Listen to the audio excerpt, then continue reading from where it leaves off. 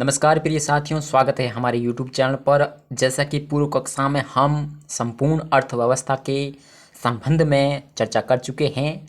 मात्र एक वीडियो में बहुत ही अच्छा कंटेंट प्रोवाइड किया हमने और आपका प्यारा कमेंट देखकर हमने एक और नया वीडियो बनाया है जो कंप्लीट हिस्ट्री के लिए होगा। अभी तक आपने इस वीडियो को नहीं देखा है तो जल्दी से डिस्क्रिप्शन में लिंक दिया गया है, आप अर्थव्यवस्था का संपूर्ण वीडियो देख सकते हैं। पूरा एनसीईआरटी बेस्ड है और यहाँ से क्वेश्चन मैक्सिमम बनते हैं। आज हम भारतीय इतिहास के संदर्भ में चर्चा करने वाले हैं और आज हम इंडियन हिस्ट्री जो कि कंप्लीट होगा, नवीन पाठ्यक्रम पर होगा, ठीक है। और एक ही क्लास में सभी जो भी इंडियन हिस्ट्री का जो डेटा है आज हम कवर करने वाले हैं। लास्ट तक आप बने रहेंगे तो हम बहुत ही अच्छा कंटेंट आपके समक्ष प्रस्तुत करेंगे। आशा करता हूं कि ये वीडियो आपको ज़रूर पसंद आएगा। तो चलिए इस वीडियो को शुरू करते हैं। देखिए, इस क्लास को स्टार्ट करने से पूर्व आप थोड़ा सा रीड के सिलेबस के बारे में, यानी कि जो इतिहास में हम पढ़ने वाले हैं आज, इस सिलेबस पर थोड़ा गौर करिएगा क्योंकि हम इसी के बारे में चर्चा करने वाले हैं।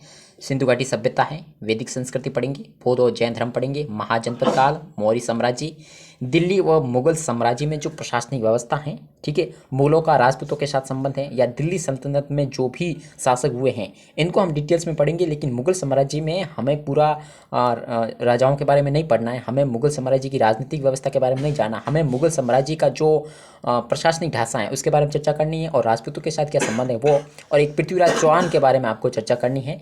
और लास्ट रहेगा भारतीय राष्ट्रीय आंदोलन। तो आज शुरू करते हैं हम। सबसे पहले पहला टॉपिक है हमारा हड़प्पा सभ्यता के बारे में। देखिए, इसका नामकरण सिंधु घाटी सभ्यता, वर्तमान में ये प्रथम ज्ञात स्थल था इसलिए इसका नाम रख दिया क्या, हड़प्पा सभ्यता। मेलुहा सभ्यता भी इसको कहा जाता है। वर्तमान में हड़प्पा सभ्यता के जो अधिकांश स्थल हैं वो सरस्वती और द्रश्वती नदियों के क्षेत्र में हमें मिले हैं।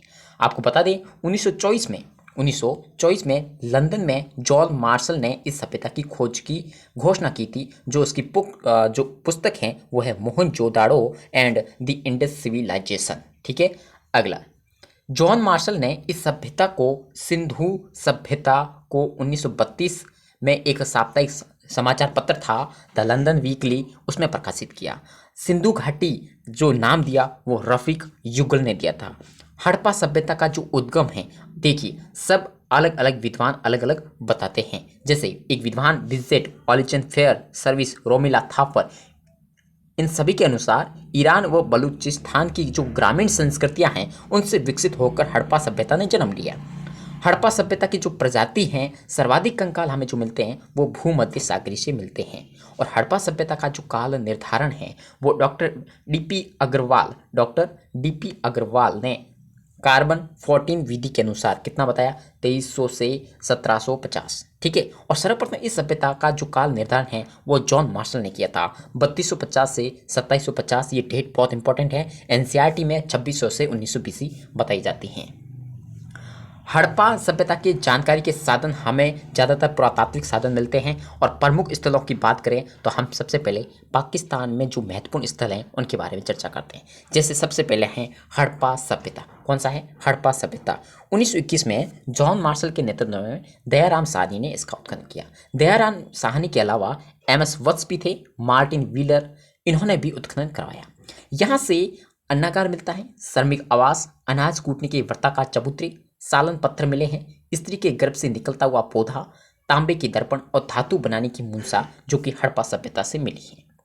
मोहनजोदड़ो की बात करें तो यहाँ से आपको बता दें ये राखलजाद बनर्जी द्वारा खोजा गया और विशाल स्नानागार मिला है जो 54.86 बाई 86.33 का है। अन्नागार जो है वो 45.72 बाई का 22.86 का है।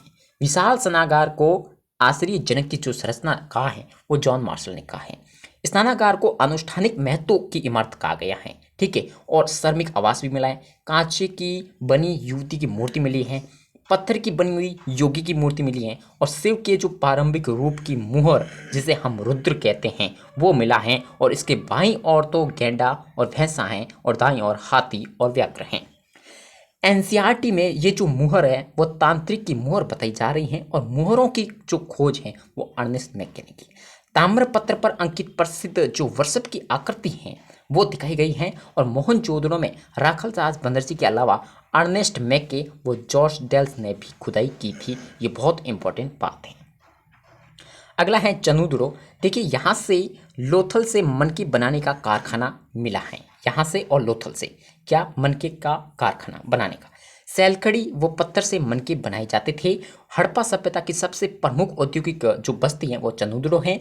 सौंदर्य प्रसाधन की सामग्री जी हमें चनूदड़ो से प्राप्त हुई है और चांदी के घड़े पर सूती का कपड़ा जो चिपका हुआ मिला है वो भी चनूदड़ो से मिला है। मिट्टी के बर्तन पर मोर का छाप पर झपकता हुआ दिखाया गया ऐसा चित्र हमें मिलता है चनूदड़ो से। यहाँ से एक प्राप्त मुहर पर स्त्री के हाथ में ध्वज बताया गया है जो कि चनूदड़ो का बताया जाता है। बालाकोट, यहाँ से एक क्वेश्चन लगभग बनता है। सीप का उद्योग के जो प्रमाण मिले वो बालाकोट से मिले हैं। कोट दीजिए जो कि पाक हड़प्पाकालीन स्थल है इसलिए फेमस है। अलादीनो जो है ना ये क्षेत्रफल की दृष्टि से हड़प्पा सभ्यता का सबसे छोटा स्थल है इसलिए ये फेमस है। अब जो भारत में स्थित हड़प्पा के जो महत्वपूर्ण स्थल हैं सबसे पहले हम गुजरात की बात करते हैं और गुजरात में आता है लोथल। यहाँ से छोटा बंदरगाह प्राप्त हुआ है। सोने के मनकों से बना हार मिला है जो बहुत ज़्यादा इंपॉर्टेंट है। घोड़े की लघु मिट्टी की मूर्ति प्राप्त हुई है और मकानों के जो प्रमाण प्राप्त हुए हैं वो हमें लोथल से हुए हैं। सुरकोटड़ा से घोड़े की अस्थियां मिली हैं। ये घोड़े से संबंधित अपरिचित थे लेकिन कुछ अवशेष हैं जो एग्जाम में बार बार पूछे जाते हैं। चट्टान से ढकी हुई कब्र अस्थि कलश भी मिली हैं। और धोलावीरा की बात करें तो इसकी खोज 1967 जगपति जोशी उत्खनन किया 1990-91 RS विष्ट ने। यह हड़प्पा सभ्यता का त्रिस्तरीय नगर था। बहुत ज़्यादा ये क्वेश्चन पूछा जाता है और विशाल स्टेडियम के जो प्रमाण मिलते हैं वो धोलावीरा से। चट्टान काटकर बनाए गए तालाबों के प्रमाण मिलते हैं हमें धोलावीरा से। रंगपुर में चावल की भूसी के प्रमाण मिले हैं और ये बहुत ज़्यादा इंपॉर्टेंट क्वेश्चन यहाँ से बनता है। देसलपुर से तांबे की बनी मोहर मिली है और हरियाणा में जो स्थल है वो पहला है बनावली। देखिए बनावली से मिट्टी का हल का खिलौना मिला है जो कि एग्जाम का रिपीटेशन क्वेश्चन है। ये स्त्री देवी की मिट्टी की मूर्तियां मिली यहाँ से। एक जौहरी का आवास मिला है। एक मकान में वॉश बेसिन भी मिला है और एक धनवान लोगों की इससे बस्ती कहा जाता है किसको, बनावली को। और यहाँ पर नालियों की व्यवस्था नहीं है बनावली, ये भी ध्यान रखना। राखी गढ़ी यहाँ से बनावली, कालीबंगा, लोथल, यहाँ से क्या मिली है, यज्ञ वेदिकाएं मिली हैं। कहाँ से मिली है, राखी गढ़ी भी शामिल है। यज्ञ वेदिकाएं बनावली से, कालीबंगा से, लोथल से भी मिली हैं। कुणाल से तो चांदी के 2 मुकुट प्राप्त हुए इसलिए ये बहुत ज़्यादा इंपॉर्टेंट क्वेश्चन यहाँ से बनता है। रोपड़ के जो खोज करता है 1950 में बीवी लाल और उत्खनन किया था यज्ञदत्त शर्मा ने। बाड़ा या संगोल, देखिए यहाँ से नष्ट होती हुई हड़प्पा सभ्यता की जानकारी मिलती है हमें बाड़ा और संगोल से। उत्तर प्रदेश से हमें क्या मिलता है, देखिए उत्तर प्रदेश में गांव है बड़गांव और अम्बखेड़ गांव भी है, बहुत ज़्यादा फेमस है उत्खनन की दृष्टि से। आलमगीर जो है ना यहाँ का, ये हड़प्पा सभ्यता का सबसे पूर्वी स्थल है इसलिए ये बहुत फेमस है क्वेश्चन। देमाबाद से काशी का रथ दक्षिणतम स्थल मिला है, दक्षिणतम स्थल कह सकते हैं देमाबाद को, ठीक है। और प्रवरा नदी पर है और पाक हड़प्पा कालीन के स्थल, देखिए ये पहाड़ है, पाक हड़प्पा है, उत्तर हड़प्पा कालीन है। ये बहुत ज़्यादा क्वेश्चन पूछे जाते हैं आज काल, ये प्रश्न का ट्रेंड है। जम्मू कश्मीर में जो मांडा स्थान है वो सबसे उत्तरीतम स्थल है, ठीक है, और चनाब नदी पर मिला है। हड़प्पा सभ्यता में जो प्रशासन है उससे संबंधित आपको बता दें कि हंटर ने कहा है कि यहाँ पर जो प्रशासन है वो जनतांत्रिक पद्धति पर आधारित है, जबकि अर्नेस्ट मैके कहता है कि नहीं, यह जनप्रतिनिधियों का वर्ग है, जो बड़े बड़े लोग हैं वो चलाते हैं इसको। और व्हीलर कहता है नहीं, यहाँ का प्रशासन मध्य वर्गीय गणतंत्र था जो धर्म से बहुत ज़्यादा प्रभावित था। लेकिन स्टुअर्ट पिगट कहते हैं यहाँ का प्रशासन आर्थिक वर्ग लोग चलाते थे, ठीक है। नगर नियोजन की बात करें तो नगर नियोजन में भी जल निकासी व्यवस्था सबसे सर्वश्रेष्ठ मानी जाती है यहाँ की। नगर नियोजन की जो हमें विस्तृत जानकारी मिलती है वो मिलती है हमें मोहनजोदड़ो से। नगर सामान्यतः द्विस्तरीय हुआ करते थे, ठीक है। मकानों का निर्माण भी पक्की हुई ईंटों से होता था। मकानों का निर्माण करते समय एकांतता का बड़ा ध्यान रखा गया था। सर्वाधिक चौड़ी सड़कें मिलती हैं वो मोहनजोदड़ो में। और सड़कें कैसी थी, ग्रिड पद्धति पर थी। और ईंटें सामान्यतः कैसी होती थी, आयताकार होती थी, जो 4:2, 2:1 हुआ करती थी। सामाजिक जीवन की बात करें तो कुछ पुस्तकें जैसे marriage and family in India के M कपाड़िया ने लिखा है। हिंदू सोशल ऑर्गेनाइजेशन PN प्रभु ने लिखी है। अद्भुत भारत दी वंडर दैट इज इंडिया, ये L बेसम ने लिखी है। कहा है कि समाज कितने 4 वर्गों में था उस समय, एक शासक वर्ग, एक धनी वर्ग, एक निम्न वर्ग, एक मध्यम वर्ग। परिवार की बात करें तो परिवार फैमिली लेटिन भाषा के फैमुलस से बना है, जिसका अर्थ है तो नौकर। संयुक्त परिवार यहाँ होता था और मात्र सत्तात्मक हुआ करता था, क्योंकि अधिकांश मूर्तियां हमें मात्र की मिली हैं। स्त्रियों की स्थिति बहुत ही यहाँ अच्छी थी। मनोरंजन की बात करें तो यहाँ के पासे के खेल से परिचित थे, नृत्य से परिचित थे और संगीत से भी परिचित थे। 3 विधियां अंतिम संस्कार में होती थी, एक समाधिकरण, एक आंशिक और एक दाहक्रम हुआ करती थी। धार्मिक जीवन की बात करें तो सबसे ज्यादा यहाँ पर स्त्री देवी की पूजा होती थी। मोहनजोदड़ो से भी हमें मोहर मिली हैं, जिसमें एक गर्भ से पौधा निकलता हुआ और एक स्त्री के सिर पर पंख फैलाए बैठा हुआ है। जल की पूजा होती थी, जैसे हमने विशाल स्नाना घाट देखा है। शिव के पारंपरिक रूप रुद्र की पूजा होती थी, क्योंकि ये ऐसा हमें प्रमाण मिला है। वृक्षों की पूजा होती थी, जैसे पीपल है, नीम है। हम बात करें मोहनजोदड़ो की मुहर पर पीतल की 2 डालियां के बीच एक देवता को दर्शाया गया है, जिसकी पूजा 7 औरतें कर रही हैं। पशु पूजा होती थी, जैसे वृषभ आप देखते हैं बहुत बार चित्र। प्रजनन शक्ति की पूजा होती थी और प्रतीक रूप में हमें स्वास्तिक चिन्ह भी यहाँ देखने को मिलता है। मंदिर की बात करें तो यहाँ पर मंदिर से ये अपरिचित थे, मूर्ति पूजा से भी ये परिचित थे, लेकिन मंदिर से अपरिचित थे। आर्थिक जीवन इसका कैसा होता था, ये नगर परजीवी होते थे, यानी कि कृषि इनका प्रमुख खाद्यान्न जैसे गेहूं और जौ हुआ करता। सिंचाई के लिए नदियों का पानी यहाँ पर प्रयोग होता था, क्योंकि ये नदियों के किनारे रहते थे। लोथल से पत्थर की बनी चक्की मिली है, क्योंकि हम उद्योग के क्षेत्र में बात कर रहे हैं। और एक के ऊपर एक बर्तन के रखे अनाज सुरक्षित रखने के लिए हमें बर्तन मिले हैं, वो मिले हमें कालीबंगा से। कपास उगाने का श्रेय हम हड़प्पा सभ्यता को कहते हैं। उद्योग धंधे देखें तो यहाँ पर कुम्हार का उद्योग भी होता था, बढ़ई का, मन का बनाना, सीप उद्योग, धातु उद्योग और मोहर उद्योग हुआ करता था। हड़प्पावासी मोहरों का प्रयोग या उपयोग करते थे व्यापारिक सामान को एक स्थान से दूसरे स्थान पर सुरक्षित पहुंचाने के लिए। और क्वेश्चन आपसे पूछा जा सकता है, विनिमय के लिए किया जाता है क्या? लेकिन आपको ध्यान रखना है, यह सिर्फ किसके लिए काम होती है? एक स्थान से दूसरे स्थान पर सुरक्षित पहुंचाने के लिए। अभिलेखों के आधार पर व्यापारिक संबंध हमें मेसोपोटामिया से प्रमाणित होता है। और आपको बता दें, मेसोपोटामिया मेलुआ शब्द हड़प्पा के लिए, और जो बंदरगाह महत्वपूर्ण हुआ करते थे उस समय, एक था दिलमून, एक था मगान। दिलमून का अब वर्तमान नाम बहरीन देखते हैं, मगान का ओमान। ये महत्वपूर्ण बंदरगाह हुआ करते थे उस समय। ओमान से हड़प्पा सभ्यता का एक फ्योंस पत्र मिला है, जो कि रीट के एग्जाम में भी पूछा गया है। ध्यान रखना, क्योंकि यहाँ से क्वेश्चन बना हुआ है कि फ्यांस क्या है। तो देखो, घिसी हुई रेत, रंग, चिपचिपे पदार्थ के मिश्रण को पकाकर जो बनाए गए पदार्थ हैं, वो फ्यांस कहलाता था। एम्फोरा एरिकोमेडियो से भी मिला है। बाट की बात करें तो ये पत्थर के बने हुए थे। मोहनजोदड़ो से हमें सीप से बना पैमाना मिला है। लोथल से हमें हाथी दांत का मिला है। और व्यापार वस्तु विनिमय पर आधारित था, यानी कि वस्तु का अदला बदली करके व्यापार होता था, न कि मुद्रा के रूप में। अब बात करते हैं कि इस सभ्यता का पतन कैसे हुआ। कुछ कहते हैं बाह्य आक्रमण हुआ, कौन कहते हैं? गार्डन चाइल्ड कहता है, व्हीलर कहता है, पिगट कहता है। जबकि कुछ कहते हैं बाढ़ का प्रकोप से हुआ, जैसे अर्नेस्ट मैके और राव कहते हैं बाढ़ के प्रकोप से हुआ। कुछ कहते हैं कि नदियों की जलधारा में क्या हो गया? परिवर्तन हो गया। किसने कहा? एमएस वत्स, जॉर्ज डेल्स ने कहा। बड़े पैमाने पर जल प्लावन की घटना हुई, किसने कहा? राइक्स ने कहा। जलवायु परिवर्तन हुआ, ऑरेल स्टाइन ने कहा। अमलानंद घोष ने भी कहा था। प्रशासनिक शिथिलता, ये कहा था जॉन मार्शल ने। ये बहुत ज़्यादा इंपॉर्टेंट क्वेश्चन पूछा गया है बार बार। जनसंख्या में वृद्धि व साधनों की कमी, ये रेवेल ने कहा था, जो कि इतना इंपॉर्टेंट नहीं है। महामारी का प्रकोप, जो कि कैनेडी ने कहा था, ये मोहनजोदड़ो से साक्ष्य प्राप्त करने के बाद कहा था। अदर्शी गौर, जो एम दिमित्रियेव ने कहा था। और हड़प्पा सभ्यता की जो उत्तरजीविता है वो है 1750 से 1520 तक है। अब बात करते हैं हम वैदिक सभ्यता, क्योंकि वैदिक सभ्यता हमें 1500 से स्टार्ट होती है। तो आर्य, जो अरि शब्द से बना है, और अरि संस्कृत है, और अर्थ होता है श्रेष्ठ। आर्य जाति, यानी कि वर्तमान में समान भाषाओं, यानी कि इंडो यूरोपियन लैंग्वेज को बोलने वाले लोग समूह को इस दर्शाते हैं आर्य। ठीक है। आर्यों की मूल स्थान की बात करें कि वे कहाँ से आए हैं, तो निष्कर्ष के रूप में तो हम मध्य एशिया से कहते हैं, है ना। वेदों में आर्य का मूल स्थान कहा गया है सप्त सिंधु प्रदेश। ऋग्वेद में सप्त सिंधु प्रदेश को देवकृत योनि कहते हैं। अथर्ववेद में आर्य कहते हैं कि सप्त सिंधु प्रदेश वो क्षेत्र हैं जहाँ हमारे पूर्वज रहते थे। इसलिए ये स्पष्ट हो गया कि हमारा मूल स्थान कहाँ का है? सप्त सिंधु प्रदेश। तिलक कहते हैं नहीं, ये उत्तरी ध्रुव से आए थे। दयानंद सरस्वती कहते हैं ये तिब्बत से आए थे। सप्त सिंधु प्रदेश कौन सा? जहाँ 7 नदियों का क्षेत्र है, जैसे सिंधु, सतलज, रावी, झेलम, चिनाब, सरस्वती और व्यास। ये 7 नदियों का जो क्षेत्र है, यहाँ पर वैदिक सभ्यता आई थी। वैदिक सभ्यता को हम कैसे पहचानते हैं?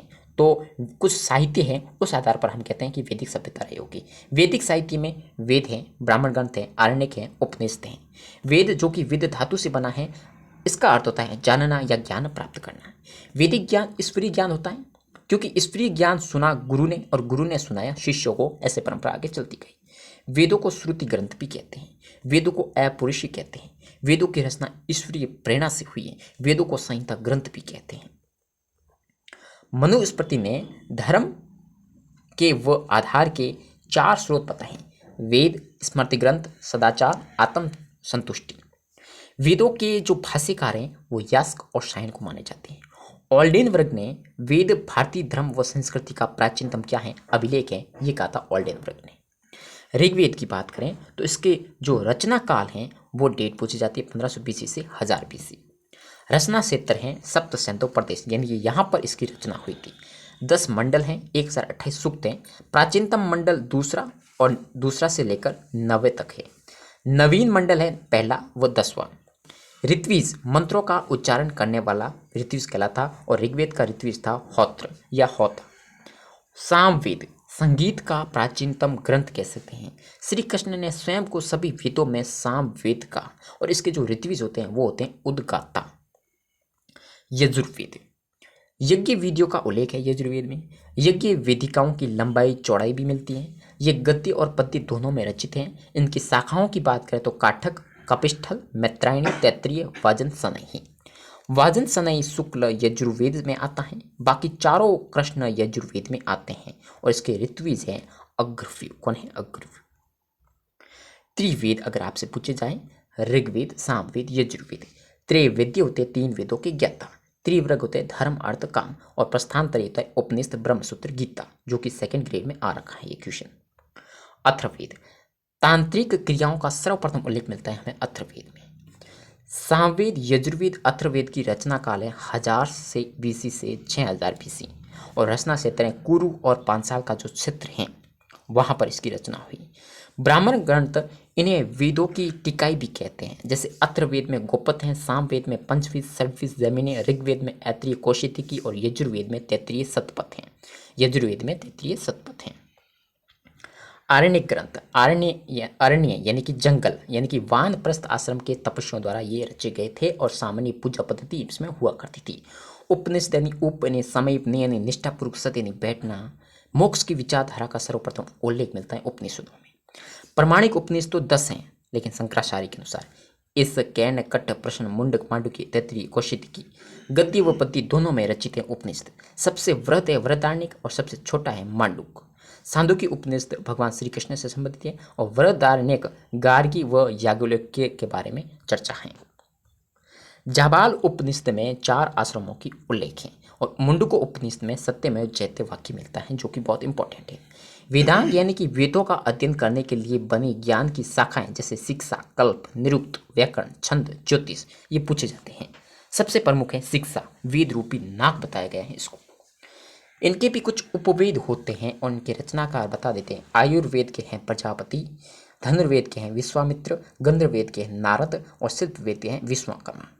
बोगस कोई अभिलेख में वैदिक सभ्यता की हमें जानकारी मिलती है। इसकी खोज 1906 में हुगो विक्लर ने की थी। ऋग्वेदिक देवता का इसमें उल्लेख मिलता है, और ये देवता बहुत बार एग्जाम में पूछे गए हैं कि बोगस कोई अभिलेख में किन देवताओं का उल्लेख है। इंदारा यानी कि इंद्र, उरुनवानास यानी कि वरुण, नास्तियाना यानी कि अश्विनी कुमार, मित्र यानी कि मित्र। वेदों की आवृत्ति में यह इंपॉर्टेंट बहुत ज़्यादा है कि इंद्र की आवृत्ति कितनी बार है? 250 बार।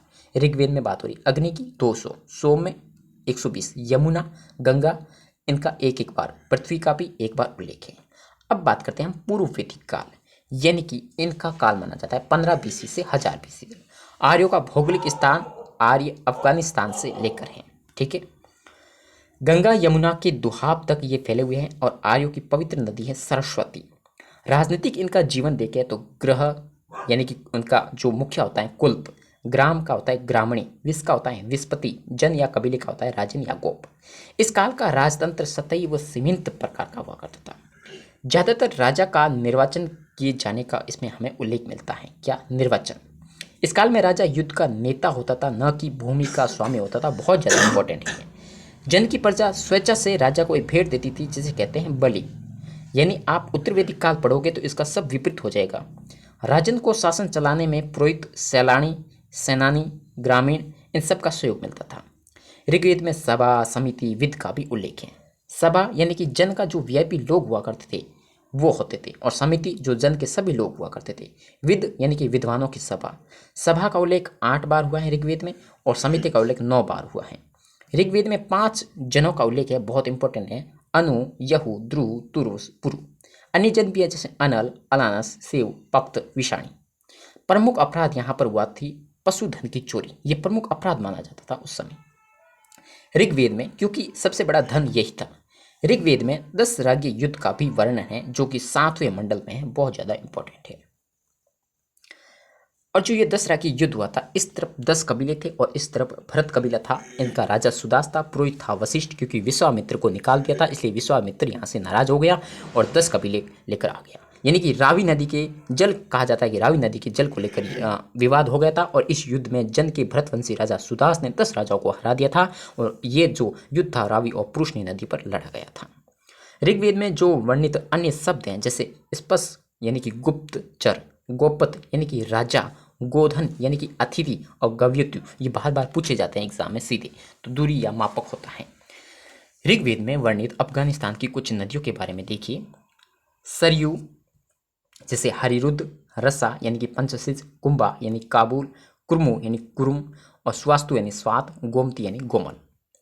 सामाजिक जीवन की बात करें हम पूर्व वैदिक काल में, तो प्रारंभ में 2 वर्ग थे, आर्य और अनार्य। परिवार संयुक्त परिवार पितृसत्तात्मक व्यवस्था थी। ऋग्वेद में ऋजास्वन, सुन, सैप की कथा मिलती है, जिससे पता चलता है कि पिता अपने संतान के प्रति उग्र हो सकता है। स्त्रियों की स्थिति अच्छी थी इस समय। बाल विवाह अप्रचलित थे, विधवा विवाह प्रचलित थी, यानी विधवा विवाह हो सकता था। प्रदर प्रथा भी अप्रचलित थी। ऋग्वेद में सती प्रथा का उल्लेख मिलता है, लेकिन ये प्रचलित नहीं थी उस समय, सिर्फ ऐसे प्रतीकात्मक रूप से हमें मिलती हैं।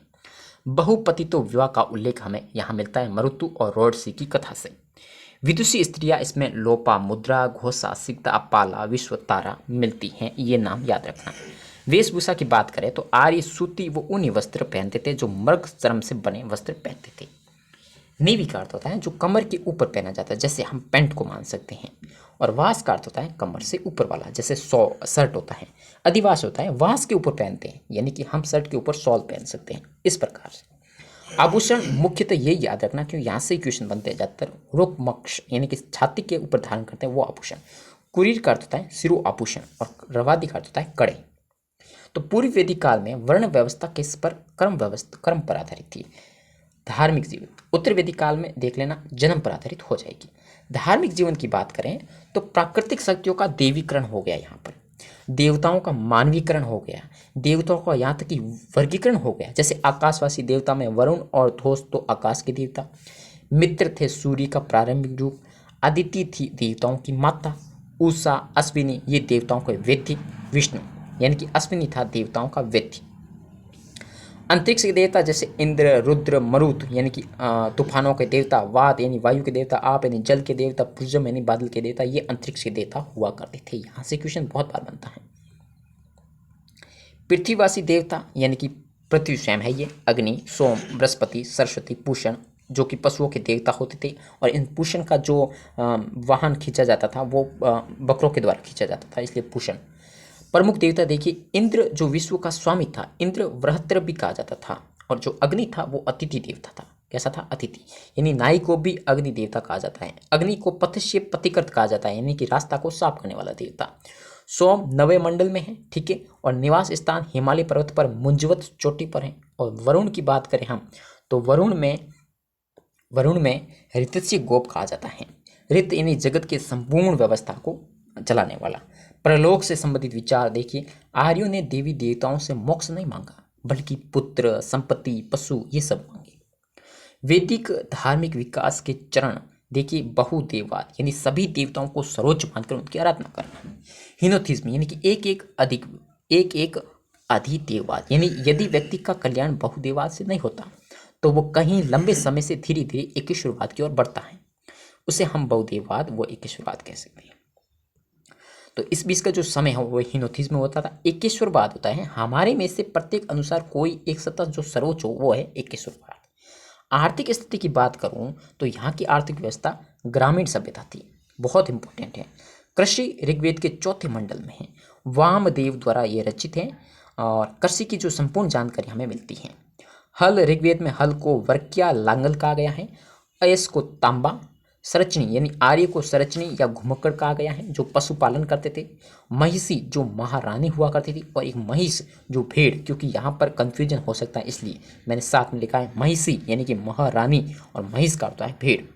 अब हस्तशिल्प की बात करूँ तो यहाँ पर बता दूँ त्वष्टा जो कि बढ़ई, वाय यानी कि जुल्हा, कर्मकार यानी धातु का काम करने वाला, कुणाल यानी कुमार। ठीक है, अगला है उत्तर वैदिक काल। देखिए इसका भौगोलिक क्षेत्र बताऊं तो आपको मध्य देश देख सकते हैं। इस काल में दक्षिणी राज्य विदर्भ यानी कि महाराष्ट्र का हमें उल्लेख मिलता है, यानी कि बीच वाला जो क्षेत्र है वो भौगोलिक क्षेत्र था। राजनीतिक क्षेत्र की राजनीतिक जीवन के बारे में बात करूं तो इस काल में राज्य जन से जनपद बन गई थी। ठीक है, राजा का पद भी वंशानुगत हो गया जबकि पहले नहीं था। राजा तो देवी सिद्धांत यानी कि हमें सर्वप्रथम ऐत्रीय ब्राह्मण ग्रंथ में ये मिलता है, कौन सा, देवी सिद्धांत। सभा व समिति शासन चलाने में सहयोग प्रदान करती थी तथा अथर्ववेद में प्रजापति की दो पुत्रियां कहा गया है, अधिकारी को रत्नी कहा गया है। ठीक है, जो प्रमुख रत्नी हुआ करते थे, जहां से क्वेश्चन बार बार बनता है, वो एक भागदूत जो कर निर्धारित करता था, और अक्षवाप जो पासे के खेल में राजा का सहयोगी होता था, और एक होता था गोविकृत जो आखेटक होता था, पालागल जो मनोरंजन करता था, महिषी जो राजा की पटरानी, और एक क्षत्रिय जो राज प्रमुख हुआ करते थे। वित्त का उल्लेख इसमें उत्तर वैदिक काल में नहीं मिलता है। राजा के पास स्थायी सेना नहीं थी, ध्यान रखना, स्थायी सेना नहीं थी। वैदिक के अधिकांश समय में वर्ण व्यवस्था क्रम पर आधारित थी, किंतु वैदिक काल के अंतिम समय में जन्म पर आधारित हो गई। इस काल में वर्णों में भेदप्रक व्यवस्था प्रारंभ हो गई थी। द्विज वर्ण जैसे कि ब्राह्मण हैं, क्षत्रिय हैं, वैश्य हैं, इसमें शूद्र को शामिल नहीं किया गया। द्विज यानी कि 2 बार जन्म लेने वाले, शूद्र को इसमें शामिल नहीं किया गया था। प्राचीन भारत में सामान्यतः शूद्र को उपनयन संस्कार अधिकार नहीं था। छांदोग्य उपनिषद में एक सत्यकाम जाबाली व जनश्रुति की कुछ कथाएं मिलती हैं, और ये कथाएं हमें क्या बताती हैं कि शूद्र से शिक्षा प्राप्ति का अधिकार तो पूरी तरह नहीं छीना गया था। इसमें हम गार्गी, गंधर्व, ग्रहिता, मैत्रेय आदि उत्तर वैदिक काली औरतें रही हैं जो पढ़ा लिखा करती थी, जो विदुषी हुआ करती थी। उत्तर वैदिक काल में प्रत्येक वर्ण के लिए कर्तव्य निश्चित कर दिए गए थे कि तेरा जो वर्ण है उसी के अनुसार तू कार्य कर, है ना। तो ऐत्रीय ब्राह्मण ग्रंथ में प्रत्येक वर्ण के निश्चित कर्तव्यों का उल्लेख मिलता है, बहुत ज़्यादा इंपॉर्टेंट है ये ऐत्रीय ब्राह्मण, इनकी एत आपको ये काम करना है। ब्राह्मण व क्षत्रियों के मुख्य श्रेष्ठता को लेकर भी संघर्ष प्रारंभ हो गए। जैसे बुद्ध युग में ब्राह्मण दूसरे स्थान पर आ गया और क्षत्रिय पहले स्थान पर आ गया, जबकि ब्राह्मण पहले स्थान पर था। तो ये चेंजेस हो गया बाद में। गीता में सत्व रजस्य तम इति गुणा पद्धति संभव, यानी कि ब्राह्मण सत्व गुण और क्षत्रियों में रज गुण होता था, वैश्यों में रज और तम दोनों गुण, और शूद्र में तम गुण हुआ करता था। वैदिक काल से आते आते उत्तर वैदिक काल में वैश्य व शूद्र की स्थिति बहुत ज़्यादा क्या हो गई, कमजोर हो गई। शूद्र वर्ग की स्थिति अवश्य कमजोर हुई, लेकिन अस्पृश्यता की भावना का अभी तक विकास इसमें नहीं हुआ था। इस काल में जाति प्रथा का भी उल्लेख मिलता है। और धार्मिक जीवन के बारे में बात करें तो भारत में बुद्ध युग व जैन धर्म का उदय होने शुरू हो गया था। ठीक है, और इस काल में धार्मिक जीवन जटिल, आडंबर व यज्ञ प्रदान हो गया था, इसलिए बुद्ध और जैन धर्म में जन्म लिया। इस काल में वेदवाद का युग भी कहते हैं, और इस काल में ब्रह्मा, विष्णु, शिव प्रमुख देवता हो गए थे। पंच महायज्ञ, त्रिऋण की अवधारणा भी यहाँ आ चुकी थी। पंच महायज्ञ जैसे ब्रह्म यज्ञ, देव यज्ञ, पितृयज्ञ, अतिथि यज्ञ, भूत यज्ञ, यानी कि सत्य के मार्ग पर चलना, ब्रह्म यज्ञ, देव यज्ञ यानी देवताओं के प्रति श्रद्धा रखना, पितृयज्ञ यानी पूर्वज के नाम पर गरीबों को दान देना, अतिथि यानी अतिथि का सत्कार करना, भूत यज्ञ यानी अपने अंश से दूसरों के प्राणियों के कल्याण के लिए कुछ भाग देना, ये भूत यज्ञ हैं। त्रिऋण की बात करें तो देव ऋण, ऋषि ऋण, पितृ ऋण, यानी कि मनु ने कहा है कि यदि आपने इन ऋणों को नहीं चुकाया तो आपको मोक्ष प्राप्त नहीं होगा। इस काल में मूर्त धर्म जो है, लोक कल्याणकारी धर्म जो है, उसका यहाँ पर विकास हो चुका था। और आर्थिक जीवन की बात करें तो तैत्तिरीय उपनिषद में कहा गया है, जी हाँ, तैत्तिरीय उपनिषद में कि अत्यधिक अनाज कमाना, क्या कमाना, अत्यधिक अनाज कमाना, उत्पादित करना हमारा क्या होना चाहिए, व्रत होना चाहिए, हमारा संकल्प होना चाहिए। ठीक है। और शतपथ ब्राह्मण ग्रंथ में कृषि की संपूर्ण जानकारी हमें देखने को मिलती हैं। और यहाँ तक कहा गया है कि गाय व बैल का मांस नहीं खाना चाहिए क्योंकि ये पृथ्वी को धारण करते हैं। यहाँ पर धान्य और ब्री शब्द मिलते हैं जो कि चावल के लिए प्रयुक्त हुए उत्तर वैदिक काल में, लेकिन वैदिक काल में धान्य को चावल कहा जाता था। ये बहुत बड़ा फर्क है, ध्यान रखना। वैदिक काल में तो चावल को धान्य कहा जाता था, लेकिन उत्तर वैदिक काल में चावल के लिए जो उपयुक्त था वो धान्य ब्री शब्द दोनों था। निष्क सतनाम पाद कृष्णल रतिका कुंजा, ये सब मापक इकाइयाँ हुआ करती थी। निष्क सतनाम पाद और कृष्णल रतिका गुंजा। वाजन सनेयी संहिता में गण व गणपति शब्द हमें देखने को मिलते हैं। कहाँ मिलते हैं? वाजन सनेयी संहिता में। ऐत्रेय ब्राह्मण ग्रंथ में श्रेष्ठी का उल्लेख मिलता है, यानी कि ये श्रेणी का प्रधान हुआ करता था। क्या होता है श्रेणी? श्रेणी प्रधान श्रेणी, यानी कि एक ही वस्तु का व्यापार करने वाली। दक्षिण भारत में इसका बहुत ज़्यादा उल्लेख मिलता है। व्यापारिक प्रतिस्पर्धा से बचने के लिए वो माल की गुणवत्ता बनी रही है, इसलिए ये इस श्रेणी से जुड़ा करते थे और श्रेणी के अपने अपने न्यायालय हुआ करते थे। तो ये था वैदिक काल। दूसरी लाइन कंप्लीट। तीसरा आपका लिखा हुआ है बुद्ध जैन धर्म के बारे में, धार्मिक जीवन के बारे में। तो बुद्ध का जन्म या महाजनपद युग कह सकते हो या पाक मौर्य युग कह सकते हैं, जो कि 600 BC से 322 का है। और महाजनपद कितने हुए हैं? 16 महाजनपद भी हुए हैं।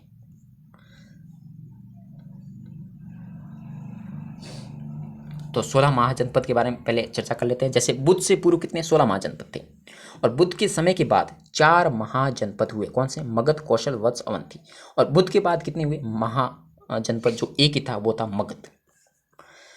तो सुत्त पिटक में 5 निकाय मिलते हैं। दीर्घ निकाय, संयुक्त निकाय, मंजिम निकाय, क्षुद्र निकाय। तो दीर्घ निकाय में 12 महाजनपदों का उल्लेख मिलता है। जैन ग्रंथ भगवती सूत्र से 16 महाजनपदों का उल्लेख मिलता है। ये इतना फर्क है, ध्यान रखना। तो अंगुत्तर निकाय व भगवती सूत्र से मिलने वाले जो एक समान महाजनपद हैं, यानी कि ये अंगुत्तर निकाय में भी हैं और भगवती में सूत्र में भी है। अंग, मगध, वत्स, वज्जी, काशी, कौशल, जिनको हम अलग अलग भागों में बांटेंगे। जैसे 2, 3, 2, 1, 1, 4, 3। कैसे? जैसे कि सबसे पहले मैंने लिखा है 2। 2 का अर्थ हैं वे 2 महाजनपद जिसमें कैसी शासन व्यवस्था है? गणतंत्रात्मक है। कौन सा? एक तो है वज्जी, एक है मल, जिसको याद रखेंगे विमल। कैसे याद रखेंगे? विमल। वज्जी संघ यानी 8 राज्यों का संघ है। वज्जी है, वैशाली है, मिथिला है, कुंडग्राम है, उग्र है, भोग है, इक्ष्वाकु है, कौरव्य है। और इसको याद करना है तो इको मौखिक भाव विशाल ऊंचे, ऐसे याद कर लेना। मल जो कि कुशीनारा के मल हैं, पावा के मल हैं, ठीक है। और अगला लिखा गया है 3। 3 का अर्थ है कि वे महाजनपद जिनकी 2-2 राजधानियां हैं। कितनी? 2-2। एक तो कौशल, एक है अवंती। कौशल, उत्तरी कौशल और दक्षिणी कौशल, साकेत और श्रावस्ती, ये इनकी राजधानी है। यहाँ पर शासक हुए कंस, महाकौशला, प्रसेजनित, विद, ये ध्यान रखना। और इसको याद रखना है तो पाक याद रखना, PAK। पी में हमने अभी 5 साल पढ़ना है। सबसे पहले मैंने कौशल दिया है यानी कि के, और ए अवंती यानी ए। अब पी के बारे में है 5 साल। तो देखिए 5 साल, उत्तरी 5 साल और दक्षिणी 5 साल। उत्तरी 5 साल में अहिसूत्रपुर राजधानी, दक्षिणी 5 साल में काम्पिली, फर्रुखाबाद। प्रसिद्ध शासक यहाँ हुआ है प्रवाहन जयपाली। अब वे 2 महाजनपद जिनकी सीमाएं वर्तमान भारत से बाहर हैं, याद करना है तो जीके यानी कि गंधार और कंबोज। गंधार जो कि तक्षशिला शिक्षा क्षेत्र में बहुत ज़्यादा, और कंबोज जो घोड़ों के लिए बहुत प्रसिद्ध हुआ करता था वो। अब है एकमात्र यह महाजनपद जो दक्षिण भारत में, वो एक ही है, वो है अस्मक, जो पोटली या पोटन कह सकते हैं। अब वो महाजनपद जो राजस्थान में, वो आप जानते हैं मत्स्य जो बैराट। और अन्य महाजनपद ये हैं, जैसे अंक की राजधानी चंपा, काशी की वाराणसी, चैदी की सुक्तमती, गुरु की इंद्रप्रस्थ, मगध की गिरिवज्र, वत्स की कौशाम्बी, सूरसेन की मथुरा। तो महाभारत में गिरिवज्र को राजगृह भी कहा गया है। हेमंत सांग ने गिरिवज्र को कुशाग्रपुर भी कहा है। तो ये बहुत ज़्यादा इंपॉर्टेंट है। अगला है बौद्ध धर्म। देखिए बुद्ध के जन्म व मृत्यु के वर्ष हमें अलग अलग मिलते हैं। जो इंपॉर्टेंट हैं वो ये हैं 563 BC से 463 BC तक, ठीक है। तो वो हमें इतना पता है कि बुद्ध 80 वर्ष जिए, हमें इतनी जानकारी है, इसलिए दिनांक और अलग अलग मिलती रहती हैं। तो हम थोड़ा प्रारंभिक जीवन के बारे में देख लेते हैं। जन्म कपिलवस्तु लुम्बिनी वन में नेपाल में हुआ। बचपन का नाम सिद्धार्थ, पिता का नाम शुद्धोधन जो साकी क्षत्रिय कपिलवस्तु का प्रधान हुआ करता था। माता थी महामाया जो कोली गण राज्य की थी, यूपी की थी। और पालन पोषण प्रजापति गौतमी ने किया था। और इनकी पत्नी थी यशोधरा, बिंबा नाम मिलता है, गोपा भी मिलता है, भद्रकृष्णा भी मिलता है। पुत्र था राहुल, मृत्यु हुई 483 में है। देखिए कपिलवस्तु के शाक्य नरेश वंश में 500 राजा और 500 उपराजा व 500 सेनापति हुआ करते थे, ठीक है उस समय। तो बुद्ध के जन्म के समय कालदेव नामक एक तपस्वी था या कोडिनी, उसने भविष्यवाणी की थी कि यह बालक चक्रवर्ती सम्राट बनेगा या सन्यासी बनेगा, दोनों में से एक बनेगा। तो उत्तरदंड सुत ग्रंथ में बुद्ध के जन्म के जो मन की व्यथा है उसका उल्लेख हमें इस ग्रंथ से मिलता है, जो कि एग्जाम में पूछा जाता है। उत्तरदंड सुत 28 वर्ष की आयु में पुत्र राहुल का जन्म हो गया। बुद्ध ने नगर में भ्रमण किया तो 4 दर्शी देखे, एक जर्जर शरीर वृद्ध, एक रोगी, एक मृतक, एक सन्यासी, जो कि सन्यासी उसे बहुत अच्छा लगा, तो गृह त्याग कर लिया। अपने पुत्र के 1 वर्ष बाद यानी कि 29 वर्ष की आयु में गृह त्याग किया, और उस घटना को कहते हैं महाभिनिष्क्रमण। इसका सारथी था सन या सन्ना भी नाम मिलता है, घोड़ा था कंथक। बुद्ध ने गृह त्याग के बाद एक था अलार कलाम और एक था रुद्रक रामपुत्र, यानी पहला गुरु हुआ था अलार कलाम, उससे संतुष्ट नहीं हुए, दूसरा गुरु बनाया रुद्रक रामपुत्र, लेकिन ये दोनों गुरु इनको संतुष्ट नहीं कर पाए। तो कालांतर में बुद्ध को गया के निकट उरुवेला की वन स्थली में कठोर तपस्या स्वयं अकेले शुरू कर दी, लेकिन एक सुजाता नाम के हाथों से उन्होंने खीर पान कर लिया, जिससे इनके जो साथी इनके साथ जो तपस्या कर रहे थे वे नाराज होकर चले गए।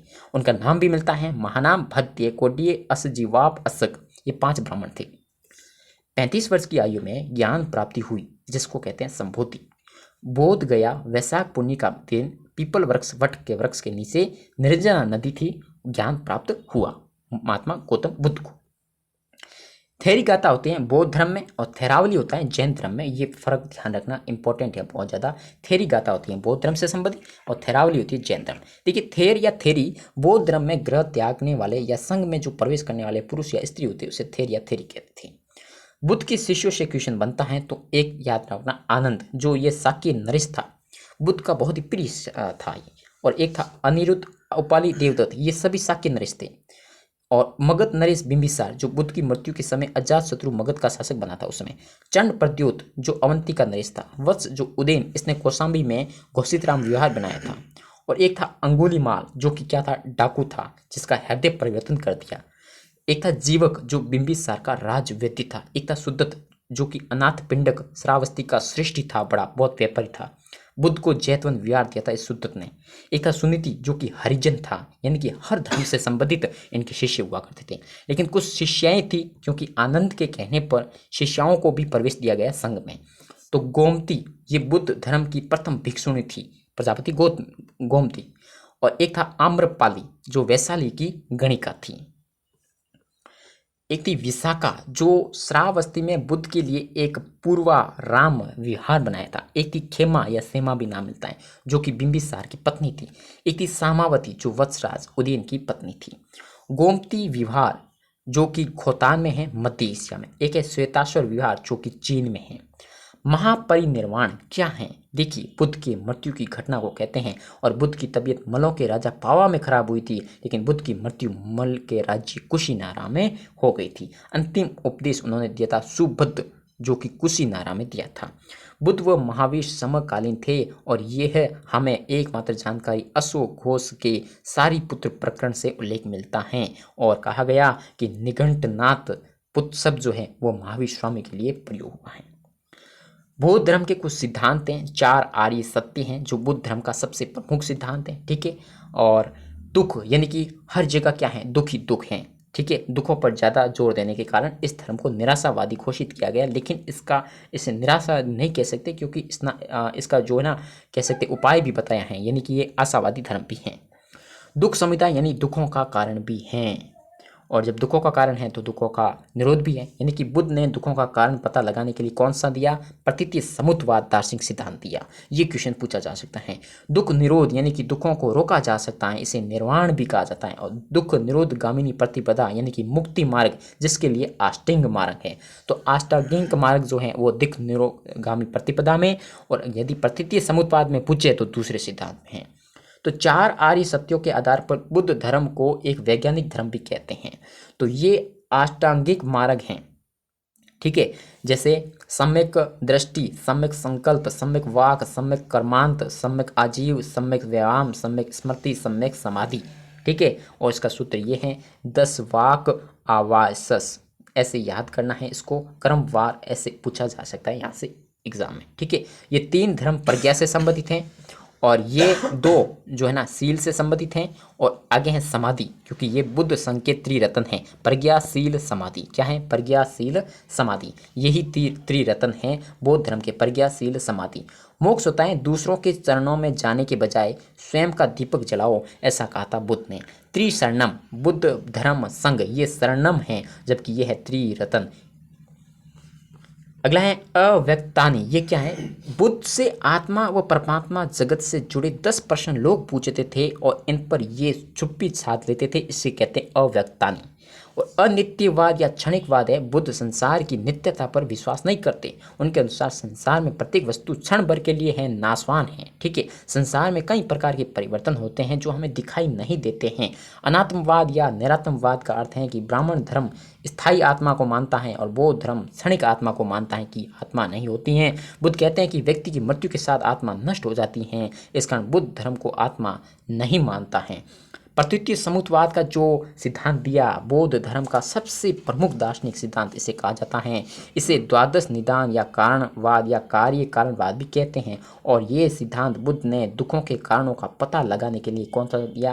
प्रतीतीय समुच्चयवाद दिया। शाब्दिक अर्थ होता है कि ऐसा होने पर वैसा होता है। संसार में प्रत्येक वस्तु न तो पूर्ण रूप से सत्य है और न ही असत्य है, यानी प्रत्येक कार्य का कोई ना कोई क्या होता है, एक कारण होता है। बुद्ध ने दुखों को सांकेतिक नाम दिया है।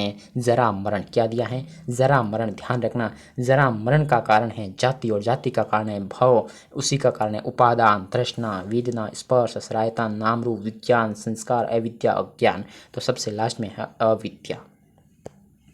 देखिए, दुखों का कारण है तृष्णा, लेकिन दुखों का मूल कारण है अविद्या। दुखों का कारण है तृष्णा, लेकिन दुखों का मूल कारण है अविद्या। बहुत ज़्यादा फर्क है, ध्यान रखना। मूल कारण है अविद्या। प्रतीतीय समुच्चयवाद के अनुसार दुखों का जो मूल कारण माना है वो अविद्या को माना है। और तृष्णा के प्रकार 3, काम, भव, विभव। काम का अर्थ है इंद्रिय सुखों की प्राप्ति, और भव का अर्थ है जीने की इच्छा, और वैभव का अर्थ है धन दौलत की इच्छा। निर्वाण का अर्थ है बौद्ध धर्म का चरम लक्ष्य निर्वाण प्राप्त करना है। शाब्दिक अर्थ होता है बुझ जाना, यानी सुख व दुख में रहित हो जाना। बौद्ध संगीतियाँ मिलती हैं जो वाद विवाद को हल करती हैं, यानी कि जो मीटिंग्स होती हैं वो चार बार हुई हैं, वो बता देते हैं। सबसे पहले 483, दूसरी बार 383, और तीसरी 251, और चौथी है प्रथम शताब्दी। देखिए, इसमें शासक था अजातशत्रु, स्थान है राजगृह, अध्यक्ष था महाकश्यप, कार्य क्या हुआ? सुतपटक और विनय पिटक की क्या हुई? रचना हुई।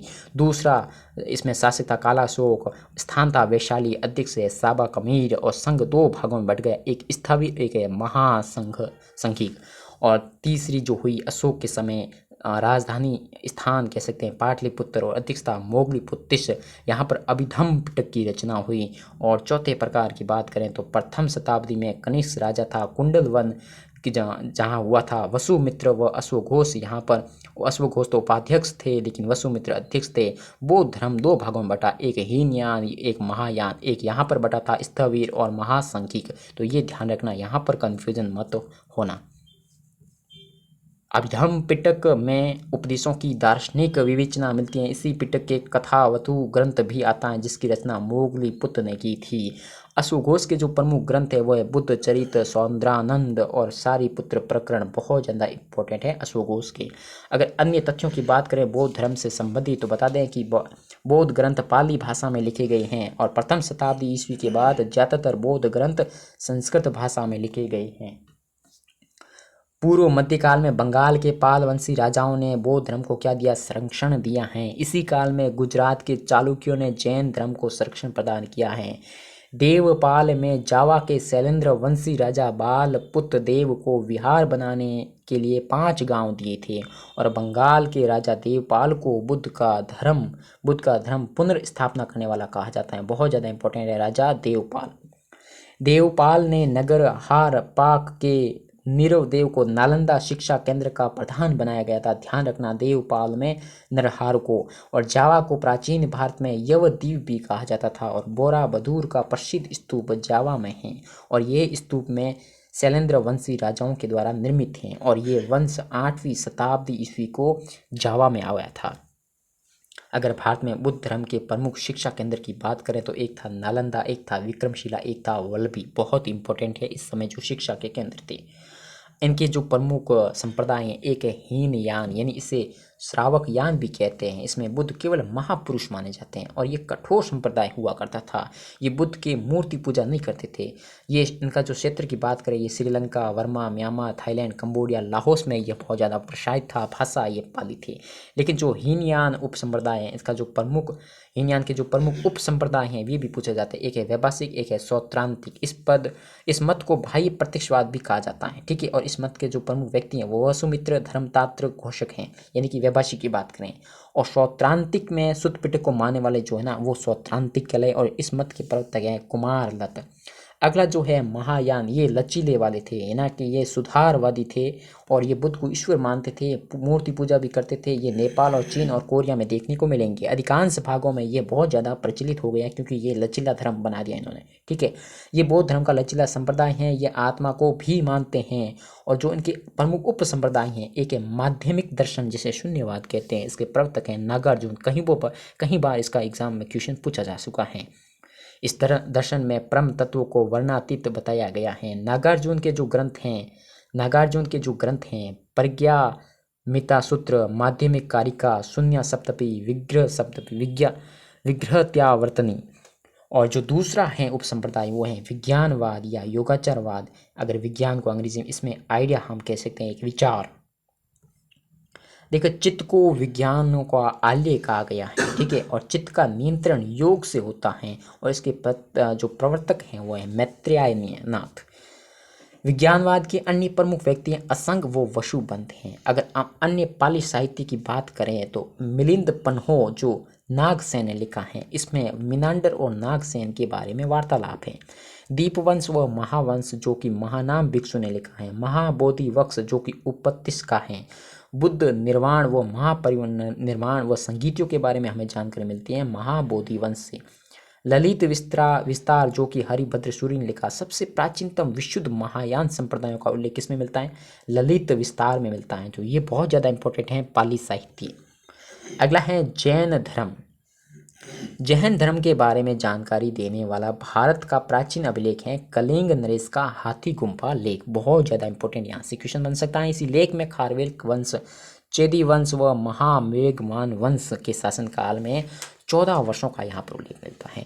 जैन धर्म के जो प्रमुख व्यक्ति हुआ करते थे उन्हें कहते थे तीर्थंकर। क्या कहते थे? तीर्थंकर। यानी कि वे व्यक्ति जो अन्य व्यक्तियों को संसार सागर से पार करने के लिए प्रेरित करते हैं उन्हें हम तीर्थंकर कहते हैं। और ऐसे 24 तीर्थंकर हुए हैं। जैन धर्म का संस्थापक हैं ऋषभदेव, आदित्यनाथ या इसे कह सकते हैं आदिनाथ या केसरियानाथ, जो कि प्रथम तीर्थंकर हुआ करते थे। इन्हें अठवाटे या कैलाश पर्वत पर घोर तपस्या की, उसके बाद इन्होंने ज्ञान प्राप्त किया। 9वें तीर्थंकर अगर पूछे जाए तो वो है सुविधिनाथ पुष्पदंत। 19वें थे मलिनाथ। श्वेतांबर इसे स्त्री मानते हैं और दिगंबर इसे पुरुष मानते हैं। किसको? मलिनाथ को। और 22वें तीर्थंकर है अरिष्टनेमी जो कि वासुदेव कृष्ण का समकालीन हुआ करता था। और 23वें थे पार्श्वनाथ। बहुत ज़्यादा इंपॉर्टेंट है, एनसीईआरटी से सारा कलेक्शन है। इन्होंने जैन धर्म के 4 वर्त बताए हैं। इन्हें पूरी स्वाधीन महान पुरुष बताया गया है। संवेद पर्वत पर इन्होंने ज्ञान प्राप्त किया। तो जैन धर्म का अगर वास्तविक संस्थापक है तो वो है महावीर स्वामी। तो महावीर स्वामी के बारे में जीवन परिचय जान लेते हैं। इनका जन्म 2 डेटें मिलती है 599 बीसी से 527 या 540 से 468 बीसी, यानी कि यहाँ मृत्यु और जन्म से संबंधित ये डेटें हैं। देखिए, ये वैशाली के निकट वज्जी संघ के कुंड ग्राम में इनका स्थान है। इनका जन्म हुआ। बचपन का नाम वर्धमान, पिता का नाम सिद्धार्थ, माता का नाम त्रिशला, पत्नी का नाम यशोदा, पुत्री का नाम प्रियदर्शना, दामाद का नाम जामाली और गृह त्याग किया था इन्होंने 30 वर्ष में, जबकि गौतम बुद्ध ने किया था 29 वर्ष में। 35 वर्ष में ज्ञान प्राप्त हुआ था। तो इन्होंने जो गृह त्याग किया था वो अपने भाई से आज्ञा लेकर किया था। वो उनके भाई का नाम मिलता है नंदीवर्धन। तो ज्ञान प्राप्ति की जो उस समय आयु थी उनकी थी 42 वर्ष। और जो ज्ञान प्राप्त हुआ वो हुआ जुम्बिका में, नदी थी रिजुपालिका में और वृक्ष था साल वृक्ष। मृत्यु 72 वर्ष की आयु में इनकी मृत्यु हो गई थी। मलो के राज्य पावा में राजा शास्तिपाल के महलों में इनकी मृत्यु हो गई थी। जैन साहित्य की बात करें तो इनके जैन साहित्य को आगम साहित्य कहते हैं। आगम साहित्य जो कि श्वेतांबरों का है, जो कि गजल साहित्य यानी जैन धर्म का भी माना जाता है। उमा स्वामी का ग्रंथ है तत्वाधिगम सूत्र को श्वेतांबर वो दिगंबर दोनों मानते हैं। श्वेतांबर और दिगंबर किसको? उमा स्वामी का ग्रंथ है तत्वाधिगम सूत्र।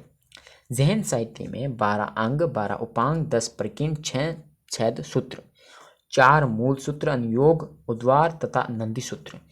रचना काल की बात करें तो ईसा पूर्व की 4वीं शताब्दी से 6वीं शताब्दी तक। 12 अंगों की बात करें तो 12 अंग में आप इसका स्क्रीनशॉट ले लीजिएगा। सीधा मैं पढ़ रहा हूँ। आचारांग सूत्र, सूत्रकर्तांग, ठाणंग और समवायिंग सूत्र, भगवती सूत्र जो कि बहुत ज़्यादा इंपॉर्टेंट है ये, नायाधम कहा, उबासगदास्यो, अंतगदास्यो, अणुत्रोव वायु, प्रश्न व्याकरण, व्याग सुषम और दृष्टिवाद। ये सब 12 क्या कह सकते हैं, इनको अंग कह सकते हैं। और 12 उपांग यानी 12 में से जो प्रमुख हैं वो है नियावली, सूर्य प्रज्ञप्ति, चंद्र प्रज्ञप्ति, जम्बू द्वीप प्रज्ञप्ति। 10 प्रकीर्ण हैं, चतुश्रण, आतुर प्रत्याख्यान, भक्ति परिज्ञा, संस्कार, तदूल, वैलारिक, चंद्र वैद्यक, गणि विद्या, देवेंद्र सत्व, वृस्तव, महाप्रत्याख्यान। 6 छेद सूत्र हैं। भिक्षुओं की विधि के नियम हैं इसमें, ठीक है। तो वो कौन कौन से हैं? निषिद्ध, महानिषिद्ध, व्यवहार, आचार दश, कल्प, पंचकल्प। 4 मूल सूत्र हैं। यहाँ से क्वेश्चन कम बनेंगे क्योंकि ये इतने इम्पोर्टेंट नहीं है, क्योंकि दर्शन से ज़्यादातर क्वेश्चन बनते हैं। फिर भी 4 जैन मूल सूत्र जो हैं, जैन धर्म के उपदेश, कर्तव्य, विहार जीवन, यम, नियम का इसमें वर्णन है। उत्तर ध्यान सूत्र ये इंपॉर्टेंट है, इसमें वार्तालाप मिलती है, गौतम केशी का विख्यात स्वर मिलता है इसमें। और सुलिका सूत्र जैन धर्म का विश्वकोश कहते हैं, ये बहुत ज़्यादा इंपॉर्टेंट है। और 10 वैकालिक सूत्र और पिंड निरुक्ति। जैन साहित्य की व्याख्या के लिए निरुक्ति करता है पुरानी टीका, और भाष्य करता है व्याख्या करना, और चूर्णी करता है संपू शैली, ठीक है, यानी कि मिक्स्ड। निशित चूर्णी ग्रंथ में कालकाचार्य कथानक मिलता है जिसमें हमें विक्रम संवत के बारे में जानकारी मिलती है। जैन धर्म के सिद्धांतों से ही ज़्यादातर क्वेश्चन बनते हैं, ना कि साहित्य से। तो आपको बता दें कि जैन व बौद्ध धर्म दोनों निवृत्ति मार्गी धारण थे। कैसे थे? निवृत्ति मार्गी। वैदिक धर्म कैसे थे? निवृत्ति और प्रवृत्ति दोनों मार्गी थे। जैन धर्म दोनों यानी कि पुनर्जन्म दोनों मानते हैं। बुद्ध कहते हैं कि मृत्यु के बाद आत्मा नष्ट हो जाती है, और बुद्ध कहते हैं कि वर्तमान जीवन के अंतिम कर्म फलों के आधार पर व्यक्ति का पुनर्जन्म होता है। बुद्ध ने दीपक व बाती के माध्यम से पुनर्जन्म को समझाया है। जैन धर्म के 7 तत्व की योजना है, यानी कि जैन धर्म की बात हो रही है। तो जैन धर्म इन तत्वों के मनुष्य के संसार सागर में कैसे जकड़ता है और कैसे मुक्ति पाता है। तो 4 तत्वों में कहा है कि मनुष्य कैसे जकड़ता है, और 3 तत्वों में कहा है कि मनुष्य कैसे मुक्ति पाता है। तो सबसे पहले हम इन 4 तत्वों के बारे में पढ़ते हैं जिसमें मनुष्य जकड़ता है। जैसे जीव, हम सामान्यतः आत्मा को क्या कहते हैं? जीव कहते हैं। अजीव क्या होता है? जो जीव के अलावा बच जाए, यानी कि जैन धर्म कहता है कि संसार में जो जीव के अलावा कुछ भी बच जाए वो अजीव है। अजीव में पुद्गल या कर्म अणु भी आते हैं जो जीव की ओर प्रवाहित होते हैं। संसार में जकड़ने का महत्वपूर्ण कारण है अजीव। बंधन करते हैं शरीर से जीव का जो योग हो जाता है, प्लस हो जाता है, उससे बंधन कहते हैं। और आश्रव ये होता है कि कर्म अणुओं के जीव की ओर प्रवाहित होते या होने की जो प्रक्रिया है वो है आश्रव। इसमें ये जकड़ गया, लेकिन अब कैसे बसेगा? तो संवर यानी कि वर्तमान के कर्म फलों के नष्ट करने की जो प्रक्रिया है वो संवर कहलाती है। ये कठोर तप से संभव है, ये त्रिरत्नों के पालन से संभव है, ये संवर। इससे आप इन 4 तत्वों से जकड़े हुए हो तो आप बाहर आ सकते हो। छठा है निर्जरा, यानी कि पूर्व जन्मों के जो कर्मफल हैं उसको नष्ट करने की प्रक्रिया कहते हैं निर्जरा। ये भी कठोर तप से होता है। मोक्ष, जैन धर्म में मोक्ष को अनंत चतुष्टय कहा गया है, यानी कि अनंत दर्शन, अनंत सुख, अनंत ज्ञान, अनंत वीर्य, तो ही मोक्ष प्राप्ति आपको हो गई है। मान लो त्रिरत्न इनके जो हैं वो है सम्यक दर्शन, सम्यक ज्ञान, सम्यक चरित्र। जबकि बौद्ध धर्म में क्या था? प्रज्ञाशील समाधि, और यहाँ पर है सम्यक दर्शन, ज्ञान, चरित्र। ये ध्यान रखना क्योंकि यहाँ पर आप कन्फ्यूजन हो सकते हैं। तो मोक्ष प्राप्ति के लिए इन तीनों का पालन करना बहुत ही आवश्यक है। सम्यक ज्ञान में 5 भेद बताए गए: मति, श्रुति, अवधि, मन प्राय और केवली। ये क्या है? 5 भेद हैं जो कि सम्यक ज्ञान यानी कि ज्ञान के 5 भेद बताए गए हैं। सम्यक चरित्र के अंतर्गत पंच महाव्रत, गुप्ति, परिषि आदि आते हैं। पंच महाव्रत यानी कि सत्य महाव्रत, अहिंसा महाव्रत, अस्तेय महाव्रत यानी कि चोरी न करना, अपरिग महाव्रत यानी कि धन संग्रह न करना, और ब्रह्मचार्य जो कि ये जो लास्ट वाला जो ब्रह्मचार्य है ये ऐड किसने किया था? ये जैन धर्म के महावीर स्वामी ने किया था। महाव्रतों का पालन गृह त्यागने वाले लोग करते हैं, यानी कि महाव्रत की बात कर रहा हूँ, जैसे श्रमण या शर्मणी जो है वो।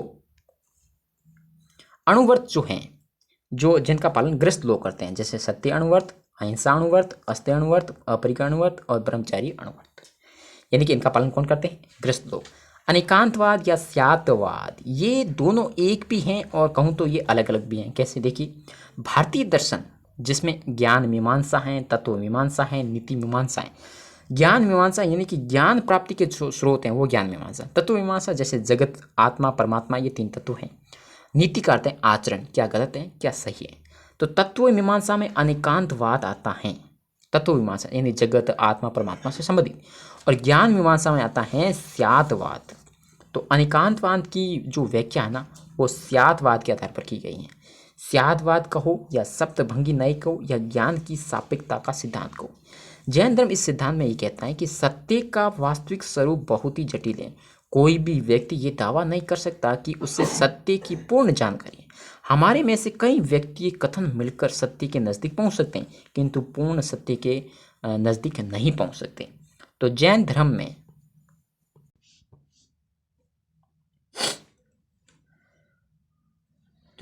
में स्यादवाद को स्पष्ट करने के लिए एक हाथी व 7 अंधे व्यक्तियों की कहानी मिलती है। ठीक है, तो ये इतना ही ध्यान रखना क्योंकि ये बहुत बड़ी कहानी है। अगर मैं समझाने बैठ जाऊंगा तो हमारा ये 1 घंटे में नहीं होगा। ठीक है, और आपको ये पता नहीं है कि आप सिर्फ कह सकते हो कि 1 घंटे का वीडियो एक और बनाए, लेकिन आपको पता नहीं 1 घंटे के पीछे मेहनत कितनी लगती है, वो आपको नहीं पता। कम से कम 2-3 दिन के लिए मैं प्रयास करता हूँ, तब जाके 1 घंटे का वीडियो बना पाता हूँ। क्यों? क्योंकि इससे पहले मुझे बहुत पूर्व जानकारी इकट्ठी करनी पड़ती है, उनको लिखना पड़ता है। तो मेरे को बहुत समय, ये तो मेरे पहला लिखे हुए जो महत्वपूर्ण नोट्स है उससे काम चला रहा हूँ। बाकी है ना, ये मैटर मैंने अलग अलग जगहों से लिए हैं, कुछ कम पढ़े हैं तो लिखा भी हैं।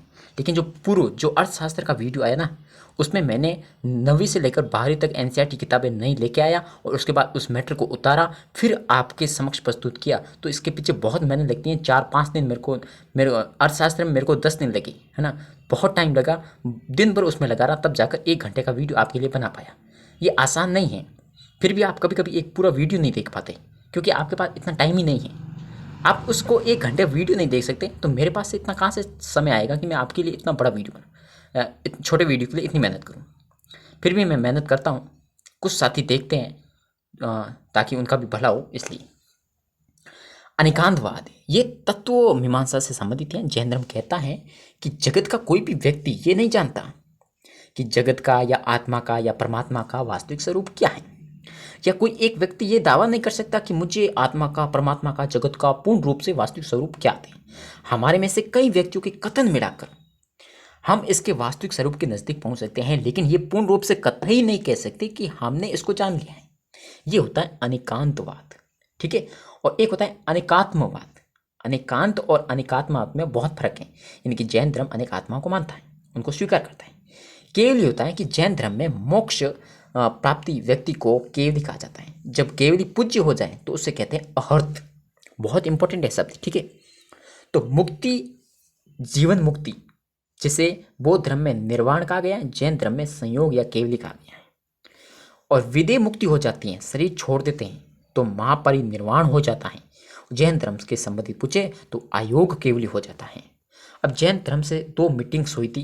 पहली मीटिंग हुई थी 300 BC में। स्थान था पाटलिपुत्र, शासक था चंद्रगुप्त मौर्य, अध्यक्षता की थी स्थूलभद्र व संभूति विजय। देखना, अध्यक्षता शासक स्थान से कहीं से भी क्वेश्चन बन सकता है, ध्यान रखना। यहाँ पर ये 2 भागों में बट गया था, तो बता दें, एक 2 भागों में बट गया था और दूसरा है द्वितीय संगति, जो कि 512 AD को हुई थी।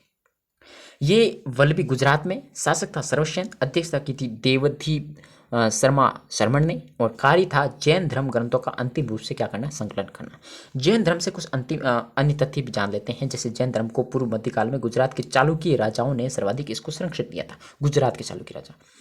तो चालुक्य शासक अजयपाल के समय गुजरात में जैन धर्म लोगों पर अत्याचार भी हुए थे। ठीक है, और प्रारंभिक जैन ग्रंथ प्राकृत भाषा में ये लिखे गए थे, जबकि बौद्ध पाली भाषा में, ध्यान रखना।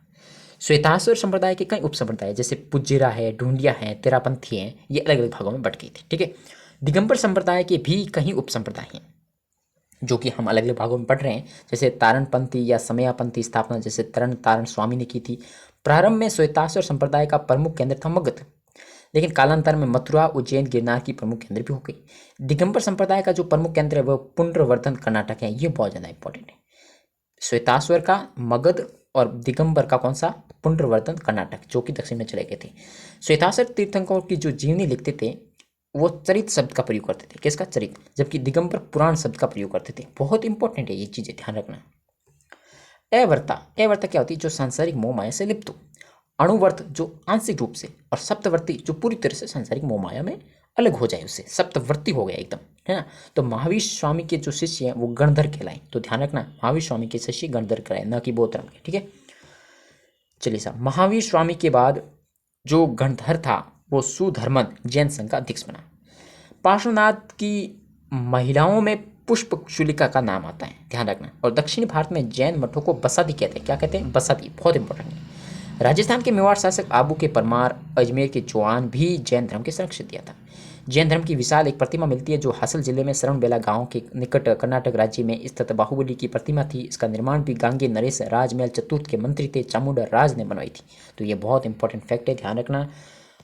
प्रमुख जैन संरक्षक राजा था महापद्मनंद, अजात शत्रु, उदायन, चंद्रगुप्त मौर्य, संप्रति खारवेल। तो ये जैन संरक्षक भी थे। महापद्मनंद, अजातशत्रु, अजातशत्रु का पिता था बिंबिसार जो कि बौद्ध धर्म से संबंधित था। उदयन और वत्स आप पढ़ते हैं तो ये भी।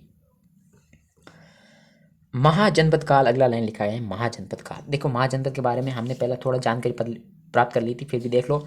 अंग की राजधानी चंपा जो कि वर्तमान में बिहार है। यहाँ पर बिंबिसार ने मगध से इसमें बिंबिसार ने मिला दिया था इसको, किसको? अंग को। ठीक है, अंग और मगध को अर्थशास्त्र में इसका उल्लेख मिलता है, ध्यान रखना। और जो मगध के राजधानी वो राजगृह है, और निवासियों को वार्ती कहा जाता है। उत्तर से ये गंगा नदी है, और पश्चिम में सोन नदी है, पूर्व में चंपा नदी है, और दक्षिण में विंध्य पर्वत है। यानी मगध घिरा हुआ है चारों ओर से, ध्यान रखना। काशी जो कि राजधानी वाराणसी यूपी में अभी। ठीक है, ब्रह्मदत्त राजा उस समय हुआ करता था। और कुरु इंद्रप्रस्थ राजधानी हरियाणा में है। ठीक है, यहाँ से संबंधित जो राजा था वो इक्ष्वाकु राजा था।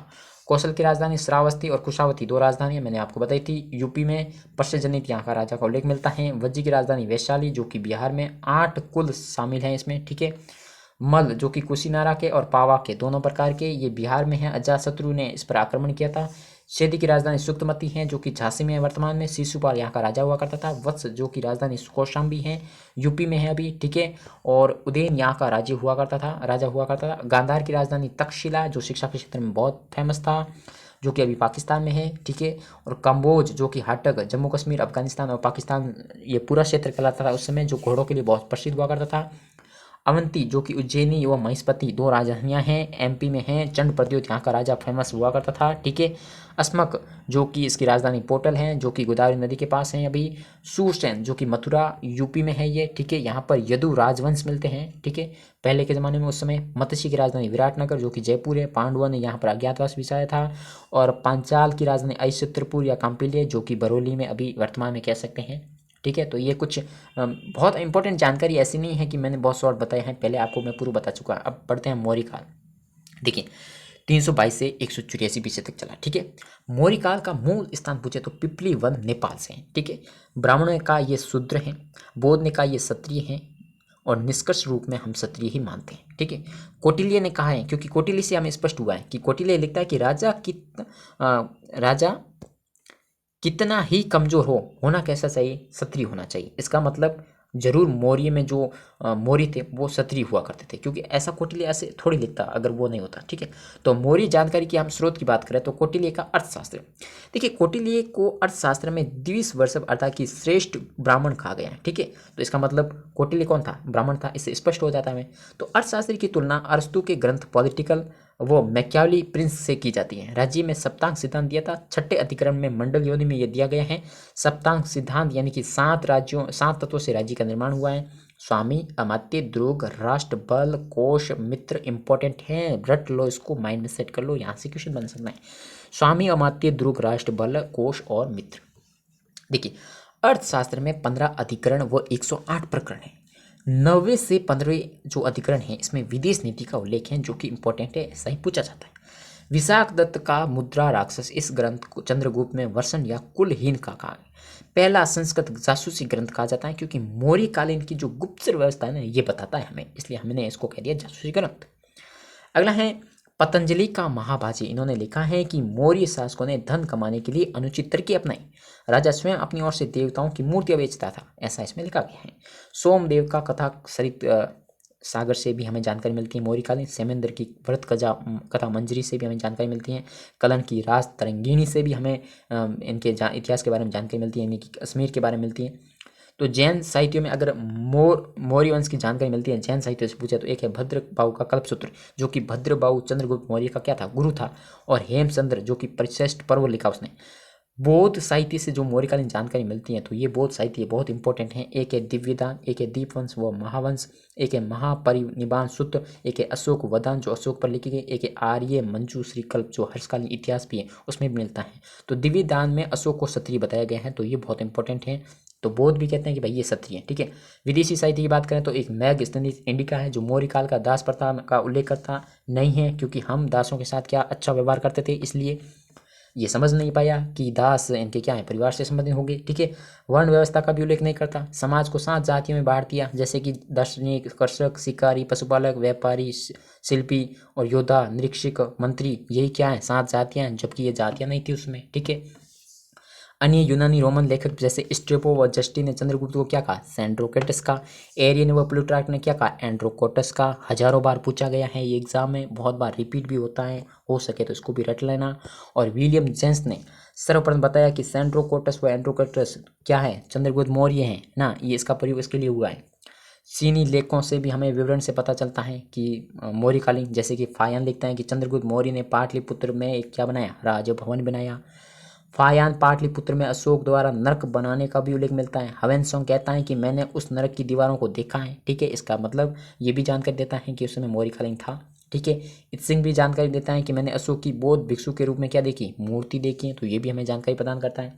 अगर पुरातात्विक रूप से देखें तो शाहगोरा का यूपी और महास्थान लेक जो बांग्लादेश वो चंद्रगुप्त के काल के हैं। रुद्रदमन वो फर्स्ट जूनागढ़ का गिरनार लेक जो कि चंद्रगुप्त व अशोक के नाम मिलते हैं, रुद्रदामन फर्स्ट, ठीक है। अशोक के अभिलेख 1750 में खोजा किसने, टिफेंथलन ने। और स्तंभ लेख कहाँ पर, दिल्ली में। और पढ़ा किसने सबसे पहले 1837 में, जेम्स प्रिसेंट ने। और बता दें कि अधिकांश अभिलेखों में अशोक का नाम मिलता है देवनागरी दसी, क्या नाम मिलता है, देवनागरी। तो वे अभिलेख जिसमें अशोक का नाम मिलता है तो वो है मास्की, निटूर, गुर्जरा, उदगोलम लेख कर्नाटक के, इसमें नाम मिलता है, ठीक है। अशोक के अधिकांश अभिलेखों की भाषा कैसी है, तो प्राकृत हैं। और लिपि कैसी है, ब्राह्मी है, ध्यान रखना। तो अशोक के जो खरुष्टी लेख में मिलते हैं वो हैं शाहवाजगढ़ी और मानसेरा, यहाँ से खरुष्टी लिपि में लेख मिलते हैं। तो अशोक के अरोमाइक लिपि के जो लेख मिलते हैं वो तक्षशिला और लगमान से मिलते हैं। तो अशोक का एक मात्र ऐसा लेख बताओ जो 2 लिपियों में है, तो वो है सर एक गुना। कौन सा है, गुना, गुना से याद रखना, गुना यानी 2 गुना। मौर्य काल की राजनीतिक स्थिति की बात करें तो चंद्रगुप्त मौर्य जो 24 वर्षों तक उसने शासन किया, 322 से 298 बीसी तक। प्रारंभिक जीवन बौद्ध ग्रंथों में हमें इनका मिल जाता है। और जन्म हुआ पाटलिपुत्र में, पिता का नाम पिपली वन का एक राजा था पिता उस समय, ठीक है। तो आक्रमणकारियों ने चंद्रगुप्त के पिता को मार दिया। आक्रमणकारियों के डर से चंद्रगुप्त की मां ने उसे गोपालक को सौंप दिया। गोपालक ने एक शिकारी को बेच दिया जो इसका नाम। और चाणक्य ने चंद्रगुप्त मौर्य को एक शिकारी से कितने में, 1000 कृपाषाण में खरीद लिया, जो कि उस समय राज किलम खेल खेल रहा था। तो वो चाणक्य देखकर उससे क्या हो गया, प्रभावित हो गया, तो खरीद लिया। अब चंद्रगुप्त मौर्य के जो कार्य हैं उसके बारे में, दिव्य दान से हमें क्या पता चलता है कि चंद्रगुप्त ने मगध पर 2 बार असफल प्रयास किया, सफल नहीं हो पाया। और चंद्रगुप्त मौर्य ने यूनानियों को पराजित किया था। भारत के उत्तर पश्चिम क्षेत्रों में इसने जीत लिया। और जस्टिन लिखता है कि भारतीय स्वतंत्रता का जन्मदाता सेंड्रोकोटस है। सेंड्रोकोटस का अर्थ है चंद्रगुप्त मौर्य। ये जस्टिन लिखता है। कौन लिखता है, जस्टिन। तो जस्टिन ने चंद्रगुप्त की सेना को डाकुओं का गिरोह कहा है, बहुत इंपॉर्टेंट है, हजारों बार ये क्वेश्चन बन चुका है। प्लूटार्क के अनुसार चंद्रगुप्त ने 6 लाख की सेना को लेकर भारत को रौंद डाला। किसने कहा, प्लूटार्क ने कहा। किसने कहा, टार्क ने। चंद्रगुप्त ने घनानंद को पराजित किया। किसको, घनानंद, जो कि मगध पर विजय हासिल की। और इस जो ये युद्ध हुआ इसका उल्लेख हमें मिलता है मिलिंद पनों में, बहुत इंपॉर्टेंट। कहाँ से, मिलिंद पनों। कौटिल्य पराजित राजा के साथ उदारता का व्यवहार करता है, इसका मतलब है मगध के राजा को मारा नहीं गया है ना। तो ये क्योंकि कौटिल्य लाइन ऐसा लिखता है तो ऐसा हो सकता है। चंद्रगुप्त ने सीरिया व बैक्ट्रिया के यूनानी शासक सेल्यूकस को पराजित किया और एक समझौता हुआ, जैसे 4 क्षेत्र प्रदान किए, एरिया यानी हेरात, आराकोशिया यानी कंदाज, जेंड्रोशिया यानी बलूचिस्तान, पैरानी सेंडाई यानी कि काबुल। तो चंद्रगुप्त व सेल्यूकस के बीच एक कैडोस हुआ। कैडोस करता है विवाह संबंध, और उस लड़की का नाम था हेलेना। चंद्रगुप्त ने सेल्यूकस को 500 हाथी उपहार में दिए। सौराष्ट्र का चंद्रगुप्त के अधिकार में आ गया। शक शासक था रुद्रदमन, जिसका लेख है जूनागढ़ में, ठीक है। और दक्षिण भारत का विजय का जो श्रेय है वो चंद्रगुप्त को जाता है, ठीक है। तो ये ध्यान रखना, ये क्वेश्चन बना हुआ है। जैन साहित्य से हमें पता चलता है कि चंद्रगुप्त अंतिम समय में 12 वर्षीय भीषण अकाल पड़ा था। इसलिए चंद्रगुप्त भद्रभाव के साथ कहाँ चला गया? शरणबिला गांव चला गया। यहीं पर सलेखना संधारा पद्धति से अपने प्राण त्याग दिए, यानी कि अन्न त्याग दिया, समझ लो, फिर तो मृत्यु होनी है। बिंदुसार के समय देखिए अन्य नाम बिंदुसार के मिलते हैं। एथेनियस के अनुसार एमिथ्रोफेडस, स्ट्रेबो के अनुसार एलिथ्रोफेडस, पंतजलि का महाभाष्य मिलता है एमित्रखात, वायु पुराण में मिलता है मद्रशान, जैन ग्रंथों में मिलता है सिंहसेन, ये नाम मिलते हैं, ध्यान रखना, ठीक है। तो बिंदुसार के जो प्रमुख मंत्री है वो चाणक्य उस समय पीएम हुआ करता था, जो कि अशोक का था, बिंदुसार कैसे चंद्रगुप्त का था, तो बिंदुसार का, ठीक है। खल्लाटक मंत्री हुआ करता है, एक राधागुप्त मंत्री हुआ था, तो जो अशोक के समय भी था और इस समय भी है। तो देखिए अशोक के समय उसका पुत्र अशोक अवंती उज्जैन का कहा था राजा था। बिंदुसार के समय तक्षशिला नेपाल खस के अंतर्गत विद्रोह हो गए थे। कब? बिंदुसार के समय, ध्यान रखना। तो तक्षशिला में विद्रोह का कारण अधिकारियों का क्या था? अत्याचार बताया था। तो बिंदुसार के समय डायोमेकस डायोनोसियस नामक तो विदेशी भारत आए थे, ये बहुत ज़्यादा इंपॉर्टेंट है, ध्यान रखना, बिंदुसार के समय। तो बिंदुसार एक कमजोर शासक माना जाता है, किंतु तिब्बती लेखक तारानाथ इसकी विजयों का उल्लेख करते हैं। तो बिंदुसार ने आजीविक संप्रदाय को संरक्षण दिया था, ये बहुत इंपॉर्टेंट है। बिंदुसार किस धर्म से संबंधित है, ऐसा पूछा जाए। चंद्रगुप्त जैन धर्म से हो गया, और बिंदुसार आजीविक संप्रदाय से। अशोक बौद्ध धर्म से संबंधित होगा, ठीक है। तो अशोक की बात करते हैं। देखिए 273 से 232 बीसी, देखिए राज्य अभिषेक हुआ 269 बीसी में, यानी कि पिता की मृत्यु के 4 वर्ष बाद। ऐसा क्यों? यानी कि 273 बीसी में मृत्यु हो गई थी, 4 वर्ष बाद यानी कि 269। अपने भाइयों के साथ क्या हो गया? उत्तराधिकार संघर्ष हो गया, इसलिए 4 वर्ष बाद। पिता का नाम ध्यान है आपको बिंदुसार, माता का नाम है सुभद्रांगी, जिसे धम्मा कहते हैं। पत्नियां हैं, देखिए ये पत्नियां इनकी देवी वेदिस महादेवी, असंगमित्रा, पद्मावती, तिष्यरक्षिता, कारुबाकी। पुत्रों के नाम मिलते हैं कुणाल, महेंद्र, तिवर, चालोक। पुत्रियों के नाम मिलते हैं संगमित्रा और चारुमती। हमारे कोर्स में लिखा है अशोक व धम। देखिए धर्म पाली भाषा का शब्द है जिसका अर्थ है धम, धर्म को ही धम कहा गया है, लेकिन ये दोनों अलग अलग हैं, मैं आपको बता दूं। अशोक ने व्यक्तित्व जीवन बुद्ध धर्म का अनुयायी था, किंतु अभिलेखों में अशोक ने जनता के पालन करने के लिए जो धर्म के विचार दिए उन्हें किसी भी स्थिति में बौद्ध धर्म नहीं माना जाएगा, क्योंकि बौद्ध धर्म के सिद्धांत हमें धम्म में देखने को नहीं मिलते। इसका मतलब है भले ही अशोक बौद्ध धर्म से प्रभावित हुआ, लेकिन इसका जो धम्म था वो खुद का विचार था, ऐसे समझ सकते हैं। तो अशोक के दूसरे व 7वें स्तंभ लेख में धम्म के सकारात्मक पॉजिटिव इफेक्ट्स हमें देखने को मिलते हैं। अशोक स्वयं से पूछता है कि किह चू धम, धम क्या है? कियम चू धम, नहीं धम क्या है? तो स्वयं उत्तर देता है, क्या उत्तर देता है? अल्प पाप, अल्प पाप यानी कि अपासिन्वे, अत्यधिक कल्याण, जैसे लिखा हुआ है बहुकयाने, यानी कि अपासिन्वे बहुकयाने सोचे माधवे साधवे ही धम, यानी कि अल्प पाप, अत्यधिक कल्याण, दया, दान, सत्यवादिता, पवित्रता, मृदुता, साधुता, ये सब क्या है? धम है। आगे अशोक स्वयं कहता है कि जीवित प्राणियों के प्रति हिंसा मत करो, माता पिता व गुरुओं के प्रति सम्मान रखो, दासों के प्रति अच्छा व्यवहार करो। इसलिए तो वो नहीं समझ पाया, कौन? मैगज़ीन दासों को नहीं समझ पाया कि यहाँ पर दास है ही नहीं। तो अशोक के तीसरे स्तंभ लेख में धम्म के नकारात्मक मिलते हैं हमें, पॉजिटिव आपने दूसरे 7वें, तीसरे मिलते नेगेटिव। चंडीय निष्ठुल्य क्रोधे माने ईर्ष्या, उग्रता, निष्ठुरता, क्रोध, गर्व, ईर्ष्या का क्या करो? त्याग करो। डॉक्टर आर के मुखर्जी ने अशोक धर्म को सभी धर्मों का क्या कहा? सार कहा है, बहुत ज़्यादा इंपॉर्टेंट है। किसने कहा? डॉक्टर आर के मुखर्जी ने। किसने कहा? डॉक्टर आर के मुखर्जी ने। देखिए धम्म मंगल मिलता है हमें अशोक का 9वां शिलालेख, धम्म दाम मिलता है अशोक का 11वां शिलालेख, धम्म विजय मिलता है अशोक का 13वां शिलालेख। अशोक का जो कलिंग का युद्ध हुआ, तो बता दें कलिंग उड़ीसा में, राजा का नाम हमें नहीं मिलता, 13वें शिलालेख से जानकारी मिलती है, ठीक है। अर्थशास्त्र में लिखा है कि कलिंग हाथियों के लिए बहुत ज़्यादा फेमस था, ठीक है। और प्लिनी कहता है कि कलिंग आर्थिक दृष्टि से भी बहुत समृद्ध था। मैगस्थनीज लिखता है कि चंद्रगुप्त के अंतिम समय में कलिंग क्या हो गया? स्वतंत्र हो गया। तो कलिंग युद्ध के बाद अशोक ने बौद्ध भिक्षु उपगुप्त मिला था। अशोक और बौद्ध धर्म की बात करें तो अशोक कलिंग युद्ध के बाद बौद्ध धर्म का अनुयायी बन गया। दीप वंश और महावंश के अनुसार नए ग्रोथ ने अशोक को बौद्ध धर्म में दीक्षित किया। इसके बाद वो मोगली पुत्तिश ने किया था, पहले किया नए ग्रोथ ने, ठीक है। लेकिन दीप वंश और महावंश में, लेकिन दिव्य दान में क्या कहेगा, इसको उपगुप्त ने किया। किसने? उपगुप्त ने। तो दिव्य दान में तो उपगुप्त याद रखना, दीप वंश और महावंश में नए ग्रोथ याद रखना। तो अशोक वो धर्म सहिष्णुता, देखिए 7वें व 12वें अन्य धर्मों के प्रति अशोक का जो व्यवहार था वो बताया गया है। 7वें व 12वें शिलालेख में अन्य धर्मों की निंदा न करे ऐसा बताया गया था। तो अशोक ने यवन राजा था तुषास को गिरनार में नियुक्त किया। कहाँ किया? गिरनार में। राज तरंगिणी से पता चलता है कि अशोक ने कश्मीर में क्या बनाया? शिव मंदिर बनाया। दिव्य दान के अनुसार अशोक को अंतिम समय में कुणाल के पुत्र संप्रति ने कैद कर लिया। वह जीवन यापन के लिए एक आधा आंवला दिया जाता था, ऐसा हाल हुआ। देख लीजिए अशोक के उत्तराधिकारी, देखिए पुराणों में अशोक के उत्तराधिकारी कितने हुए? 10। दिव्य दान के में अंतर्गत 6 बताए जाते हैं। तारानाथ ने क्या? नहीं, 3 हुए। अशोक के बाद कुणाल शासक बना। इसके समय इसके भाई जालोक ने कश्मीर में स्वतंत्र राज्य की स्थापना की। ठीक है। अशोक के उत्तराधिकारी में दशरथ ने देवनाम प्रियदर्शी की उपाधि भी मिलती है। देखिए अशोक के उत्तराधिकारियों में सर्वाधिक योग्य हुआ संप्रति। ठीक है, ये जैन धर्म का अनुयायी था। ध्यान रखना, एक बिंदुसार भी पढ़ा हमने भी, नहीं चंद्रगुप्त मौर्य भी पढ़ा। अशोक के उत्तराधिकारी साले शुक के समय पुनः भारत में यूनानी आक्रमण शुरू हो गए। हर्षचरित के अनुसार अनार्य सेनापति पुष्यमित्र शुंग ने अपने स्वामी बृहदत्त मौर्य को सैनिक निरीक्षण के दौरान मार डाला। तो ये भी ध्यान रखना, मौर्य कला के पतन की जो नीति है, मौर्य काल क्यों पतन हुआ? तो देखिए अशोक की ब्राह्मणवादी विरोधी जो नीति थी, ऐसा मानते हरप्रसाद शास्त्री।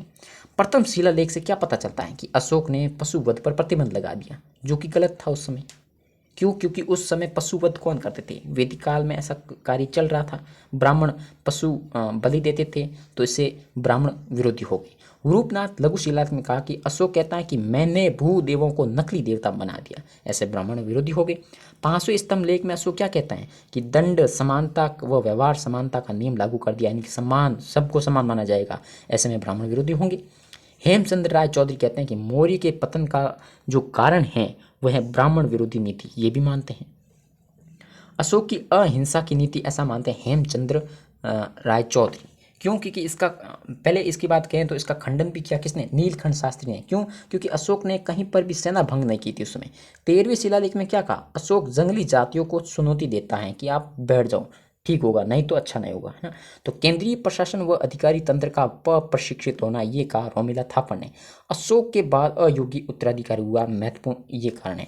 आर्थिक संकट मानते हैं डीडी कोशाम्बी। ठीक है। तो मौर्य काल के द्वारा कला के क्षेत्र के तत्वों को ग्रहण करना निहारंज राय का विदेशी तत्व है। ठीक है। तो बात करते हैं मौर्य प्रशासन के जो उद्देश्य थे, वो था राज्य को स्थायित्व प्रदान करना, अत्यधिक कर वसूलना, जन कल्याणकारी कार्य करना। और इनका जो केंद्रीय प्रशासन है राजा, कार्यपालिका व न्यायपालिका व्यवस्थापिका का प्रधान हुआ करता था। मौर्य शासक निरकुंश नहीं थे, ये भी ध्यान रखना। अर्थशास्त्र में लिखा है कि प्रजा के सुख में ही राजा का सुख निहित है। प्रथम पृथक कलिंग जो शिलालेख है उसमें अशोक कहता है कि समस्त प्रजा मेरी क्या है? संतान है। ये बहुत इंपॉर्टेंट है, लाइन पूछी गई है बहुत बार। 6ठे शिलालेख में अशोक क्या कहता है कि मैं चाहे कहीं पर भी हूँ, मेरे अधिकारी मुझे जनता की तकलीफों के बारे में बता सकते हैं। और तीसरे शिलालेख में आपको बता दें, इसमें युक्त कर एकत्रित करने वाले छोटे अधिकारी, राज्य जो कि रज्जु यानी रस्सी यानी कि पटवारी, और प्रादेशिक जो बड़े क्षेत्र के अधिकारी होते हैं, उनका उल्लेख मिलता है। मंत्रिण शब्द यानी कि तत्काल निर्णयों के लिए एक छोटी समिति हुआ करती है, उसे कहते हैं मंत्रिण। और एक होती थी मंत्री परिषद, जो सामान्य प्रशासन चलाने के लिए बड़ी समिति हुआ करती थी। तो मौर्यकालीन में तीर्थ महामात्र कहलाते थे, जो कि 18 माने गए हैं। और हम महत्वपूर्ण चीज़ों के बारे में पढ़ते हैं, जैसे कि पहला मंत्री और पुरोहित, समाहर्ता जो कि राजस्व विभाग का अधिकारी, सानिदाता जो कि कोषाध्यक्ष हुआ करता था, सेनापति, युवराज, प्रतिष्ठा जो कि कंठ शोधन न्यायालय फौजदारी न्यायालय से संबंधित, व्यवहारिक जो धर्मस्थानीय न्यायालय से संबंधित, नायक कर्मांतिक जो उद्योग धंधों से संबंधित, मंत्री परिषदाध्यक्ष, दंडपाल, अंतपाल, नागरिक प्रशास्ता यानी प्रशस्ति विभाग, द्वारिक अंतर्वशिक जो कि सम्राट का अंग रक्षक होता है। आठविक जो कि वन विभाग का प्रमुख होता है। अगर द्वितीय श्रेणी की बात करें, मौर्य काल के जो अध्यक्ष कहलाते थे, क्या कहलाते थे? अध्यक्ष। और इनके लेखों में इन्हें मजिस्ट्रेट्स भी कहा था। जो प्रमुख अध्यक्ष हैं उनके बारे में मैं चर्चा करता हूँ। पोतवा अध्यक्ष माप तोल से संबंधित विभाग, पतना अध्यक्ष जो कि बंदरगांव से संबंधित, सीता अध्यक्ष जो भूमि से संबंधित, लक्षणा अध्यक्ष जो टकसाल से संबंधित विभाग होता था, मुद्रा अध्यक्ष जो कि पासपोर्ट विभाग, संस्था अध्यक्ष जो कि व्यापारिक मार्गों का प्रधान, अकार अध्यक्ष जो कि खनिज विभाग से संबंधित, सूत्रा अध्यक्ष जो कि वस्त्र विभाग से संबंधित, सूना अध्यक्ष जो कि बुचड़खाने से संबंधित, कुपिया अध्यक्ष जो कि वन विभाग से संबंधित हुआ करते थे, आयुधा अध्यक्ष जो कि अस्त्र शस्त्र से संबंधित। 26 अध्यक्ष तो में केवल यह महत्वपूर्ण है, इसलिए मैंने इतने लिखे हैं। ठीक है। प्रांतीय प्रशासन की बात करूं तो प्रांतों के लिए चक्र रथ शब्द प्रयोग में आए हैं। ठीक है। अर्थशास्त्र में इसका उल्लेख मिलता है। अर्थशास्त्र ने 4 प्रांत थे और अशोक के समय कितने हो गए? 5, क्योंकि कलिंग को भी जीता है किसने? अशोक ने। तो महत्वपूर्ण थे उत्तरापद जिसकी राजधानी तक्षशिला, अवंती रथ जो कि उज्जैनी राजधानी, दक्षिणापद जो कि स्वर्णगिरी राजधानी, और मध्य देश की पाटलिपुत्र और कलिंग की थी तोसली। ठीक है। तो मौर्य काल में स्वर्णगिरी एक व्यापारिक केंद्र के रूप में बहुत ज़्यादा प्रसिद्ध था, ये भी ध्यान रखना। स्थानीय प्रशासन की बात करें तो प्रांतों का विभाजन मंडलों में, मंडलों का विभाजन विषय या जिलों में, और जिलों का विभाजन स्थानीय जो कि 800 गांवों का समूह हुआ करता था, द्रोणमुख जो कि 400 गांवों का समूह, खारवटिक जो कि 200 गांवों का समूह, संग्रहण जो कि 10 गांवों का समूह, और ग्राम सबसे छोटी इकाई कौन सी है? ग्राम है। अगर न्याय प्रशासन की बात करूं तो अर्थशास्त्र के अनुसार दंड व्यवस्था बहुत कठोर थी। धर्म स्थलीय न्यायालय जो कि दीवानी न्यायालय से संबंधित होते थे, और कंठ शोधन जो कि फौजदारी से संबंधित होते थे। गुप्तचर व्यवस्था भी थी। विस्तृत विवरण हमें मिलता है गुप्तचर संबंधी अर्थशास्त्र में। गुड़ पुरुष जो कि गुप्तचर हुआ करते थे। गुप्तचर विभाग का जो प्रधान होता था वो महामात्याश्रप होता था। तो ये बहुत इंपॉर्टेंट है। तो पुरुषों के अतिरिक्त भी गुप्तचर व्यवस्था होती थी। संस्था जो एक स्थान पर गुप्तचर व्यवस्था करती थी, संचार जो घूम घूम कर। ठीक है। संस्था गुप्तचर के 5 प्रकार होते। एक एक कापाटिक जो विद्यार्थी के वेश में, उदासीन जो कि सन्यासी के रूप में, गृहपति जो कि गरीब के रूप में, वैदेहिक जो कि व्यापारी के रूप में, तापस जो कि तपस्वी के वेश में। संचारा गुप्तचर विभाग के भी 2 अलग अलग प्रकार होते हैं, जैसे सत्री यानी कि समुद्री विद्या जानते हो, ज्योतिष, व्याकरण, इंद्रजाल, वशीकरण तथा, ठीक है, और तीक्ष्ण जो कि धन के लिए प्राणों की परवाह न करते, और शरद जो कि कुरु तथा आलसी गुप्तचर हुआ करते, और परिवारजिका जो स्त्री गुप्तचर हुआ करती उसको कहते हैं परिवारजिका। ये बहुत इंपॉर्टेंट है। रक्षिण पुलिस को कहते थे। ठीक है। मौर्य काल में अगर नगर प्रशासन की बात करूं तो एक मिलता है एग्रोनॉमी जो कि जिले का अधिकारी, और एक मिलता है एरिस्टोनॉमी जो कि नगर का अधिकारी। नागरिक या पौर जो अर्थशास्त्र में नगर का प्रधान होता था उसको कहते थे। स्थानिक जो कि नगर में कर व्यवस्था वसूल करने वाला होता वो स्थानिक। मैगस्मिथ लिखता है कि नगर प्रशासन चलाने के लिए 30 सदस्यों का बोर्ड होता था जो कि 6 समितियों में थी। 6 समितियां कौन सी? एक जनमत व मृत्यु पंजीकरण, विदेशियों की देखभाल करने वाली, बिक्री कर वसूलने वाली, औद्योगिक कलाओं की निरीक्षण करने वाली, व्यापार वाणिज्य की देखभाल करने वाली, वस्तुओं में मिलावट करने वाली। सैन्य प्रशासन कौटिल्य लिखता है कि सेना चतुरंगिणी थी, यानी कि पैदल सेना, अश्वसेना, गज सेना, रथ सेना। मैगस्थनीज लिखता है कि सैन्य प्रशासन को चलाने के लिए भी 30 समितियों का बोर्ड होता था जो 6 प्रकार, जैसे नौसेना समिति, सेना यातायात समिति, रसद सामग्री से व्यवस्था करती वो, और पैदल, अश्व और गज। ये ध्यान रखना। ठीक है। प्लिनी व प्लूटार्क ने चंद्रगुप्त को सेना का उल्लेख किया है। ठीक है।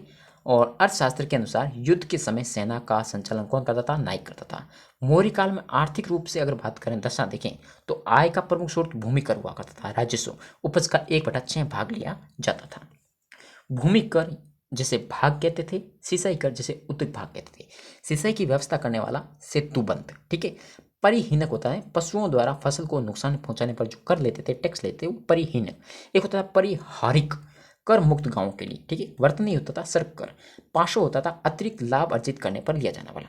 प्रभार होता है जनता द्वारा सिक्के ढलवाने पर। ठीक है। और प्रतिनियात होता था नियंत्रित रूप से राजस्व देने वाला गांव। ठीक है। वो होता है प्रतिनियात, हमेशा देता था। जातक ग्रंथों से पता चलता है कि मौर्य काल में 18 प्रकार की श्रेणियां थी। सार्थवाह जो कि घुमक्कड़ व्यापारियों का एक प्रधान हुआ करता था, जिसको रास्ता पता होता था। गुण ये था कि वो अच्छा पद प्रदर्शक था। ठीक है। मौर्य काल के में सबसे जो लंबा व्यापारिक मार्ग था वो उत्तरापथ था, जो कि ताम्रलिप्ति बंगाल से पुष्पावती गांधार तक हुआ था। लेकिन मौर्य काल का सबसे प्रमुख व्यापारिक मार्ग था वो था दक्षिणापथ, जो कि प्रतिष्ठान से लेकर श्रावस्ती महाराष्ट्र तक हुआ करता था। ठीक है। मौर्य काल में सोना, चांदी, तांबा तीनों धातुओं से सिक्के बनते थे, जो कि तक्षशिला में। ठीक है। लक्षणा अध्यक्ष होता था टकसाल विभाग। रूप दर्शक होता था सिक्कों का परीक्षण करने वाला। और स्वर्ण या निष्क जो कि सोने के सिक्के कहलाते हैं। पण या कर्पाषण धरण जो चांदी के सिक्के हुआ करते थे, माशक जो कि तांबे के बड़े सिक्के हुआ करते थे, कांकड़ी जो छोटे सिक्के हुआ करते थे। तक्षशिला के निकट भीर टीले की खुदाई में मौर्यकालीन सोने की सामग्री प्राप्त हुई। मौर्यकालीन बंदरगाह भर्ग कच्छु गुजरात, ताम्रलिप्ति बंगाल, सोपारा महाराष्ट्र, ये मौर्यकालीन महत्वपूर्ण बंदरगाह हैं, ध्यान रखिएगा। मौर्यकालीन जो सामाजिक दशा के बारे में बात करते हैं तो जन्म पर आधारित वर्ण व्यवस्था थी और मेगस्थनीज ने जातियां बताई: दार्शनिक, कर्षक, शिकारी, पशुपालक, व्यापारी, शिल्पी, योद्धा, निरीक्षक, मंत्री। शूद्र वर्ण की स्थिति में सुधार आया। अर्थशास्त्र में शूद्र को भी आर्य का बहुत इंपॉर्टेंट है, ये जानकर ध्यान रखना। उससे वार्ता का अधिकार था, यानी कि कृषि, पशुपालन, वाणिज्य, ये तीनों प्रकार की प्रक्रिया उसको कहते हैं वार्ता। अर्थशास्त्र में दासों का उल्लेख मिलता है, मेगस्थनी में इसका उल्लेख नहीं है, लेकिन दासों के प्रकार बताएं: अहितक दास, लब्ध दास, धवजात दास। अस्थायी दास हुआ करते थे, ये दान में प्राप्त, ये युद्ध में बंदी बनाए जाते थे, ठीक है।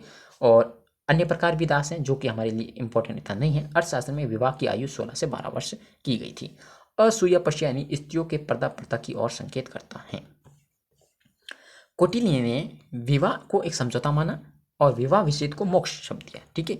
रूपा जीवा होती जो स्वतंत्र रूप से वैश्यावृत्ति करती थी, उसे कहते हैं रूपा जीवा। मौर्यकालीन कला की बात करें तो वी स्मिथ के अनुसार कला के क्षेत्र में पत्थरों का प्रयोग अपनी पूर्णता की ओर मौर्यकाल में पहुंच गया था। सबसे अच्छे प्रयोग पत्थर के प्रयोग मौर्यकाल में हो गए थे। अब अशोककालीन हम कला के बारे में बात करें तो सबसे पहले नाम आता है स्तूप का।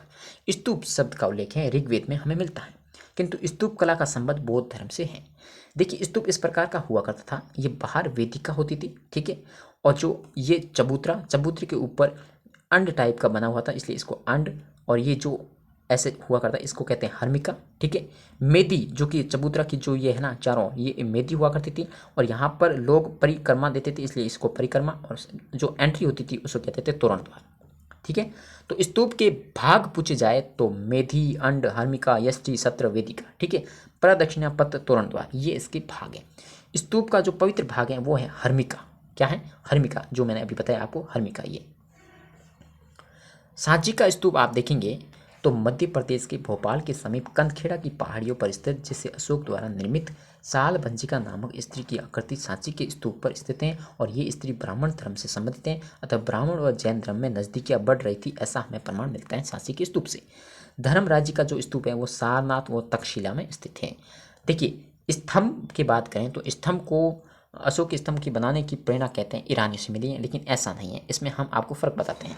वासुदेव शरण अग्रवाल अशोक के स्तंभों को ईरानियों की नकल नहीं मानते। क्यों? क्योंकि देखिए, अशोक का स्तंभ पतला है, ठीक है, और एक ही पत्थर से बना है, जबकि यहाँ पर देखो दोनों ओर से सपाट है ये, और भवन के अलग अलग टुकड़ों को जोड़कर बनाया गया है ये, ठीक है। और सब ये एक सपोर्ट के साथ खड़ा है, जबकि यहाँ देखो ये यहाँ पर मोटा है, यहाँ पर पतला है, यहाँ पर ये मोटा है, यहाँ पर ये पतला है, यानी बिना सपोर्ट के खड़ा है, और पशु आकृति भी अंकित है, ठीक। लेकिन यहाँ पर देखिए पशु आकृति नहीं है इस पर, तो कैसे कह सकते हो कि ये ईरानियों की नकल है ना। तो स्तंभों के भाग है यष्टि, अधोमुखी कमल, फलक, चौकी, पशु, शीर्ष, ये इसके भाग है, ठीक है। तो अशोक का सारनाथ स्तंभ इस प्रकार है, कुछ 4 पशु है, और 4 पशुओं में है शेर, ठीक है। 4 पशु यहाँ पर भी है, गज, अश्व, सिंह, बैल, ठीक है। फलक और चौकी है, अधोमुखी कमल है यानी कि उल्टे हैं, और यष्टि और 24 तिलियों वाला चक्कर है, ध्यान रखना। अशोक के सारनाथ स्तंभ में 4 शेरों के ऊपर 32 तिलियों वाला एक धर्म चक्र भी था, जो कि खंडित हो गया था, ठीक है। शेर शक्ति का प्रतीक है। सांची के स्तूप में 4 शेर, रुमिन देवी में घोड़ा, रामपुरवा में बैल व शेर, वैशाली में 1 शेर, संकिसा में हाथी, और लोरिया और राज में कोई भी प्रतीक नहीं था जानवर का, ठीक है। मौर्य काल में अगर गुफा की बात करें, गुफाओं कलाओं के, तो अशोक के द्वारा गुफाएं बनाई गई सुदामा, कर्ण चौपर, विष्णु चौपड़ी, जबकि जो दशरथ ने बनाई थी इसी पहाड़ी पर लोम ऋषि गुफा का निर्माण। लोम ऋषि की गुफा को कला की दृष्टि से सर्वश्रेष्ठ बताया गया है, जो कि दशरथ के द्वारा बनाई गई है। दशरथ ने नागार्जुनी विहार, जो कि बिहार में है, पहाड़ी पर गोपिका गुफा का निर्माण किया। मौर्यकालीन लोक कला के अंतर्गत पत्थरों से बनी यक्ष और यक्षिणियों की मूर्तियां बहुत ही ज्यादा क्या है, फेमस हैं।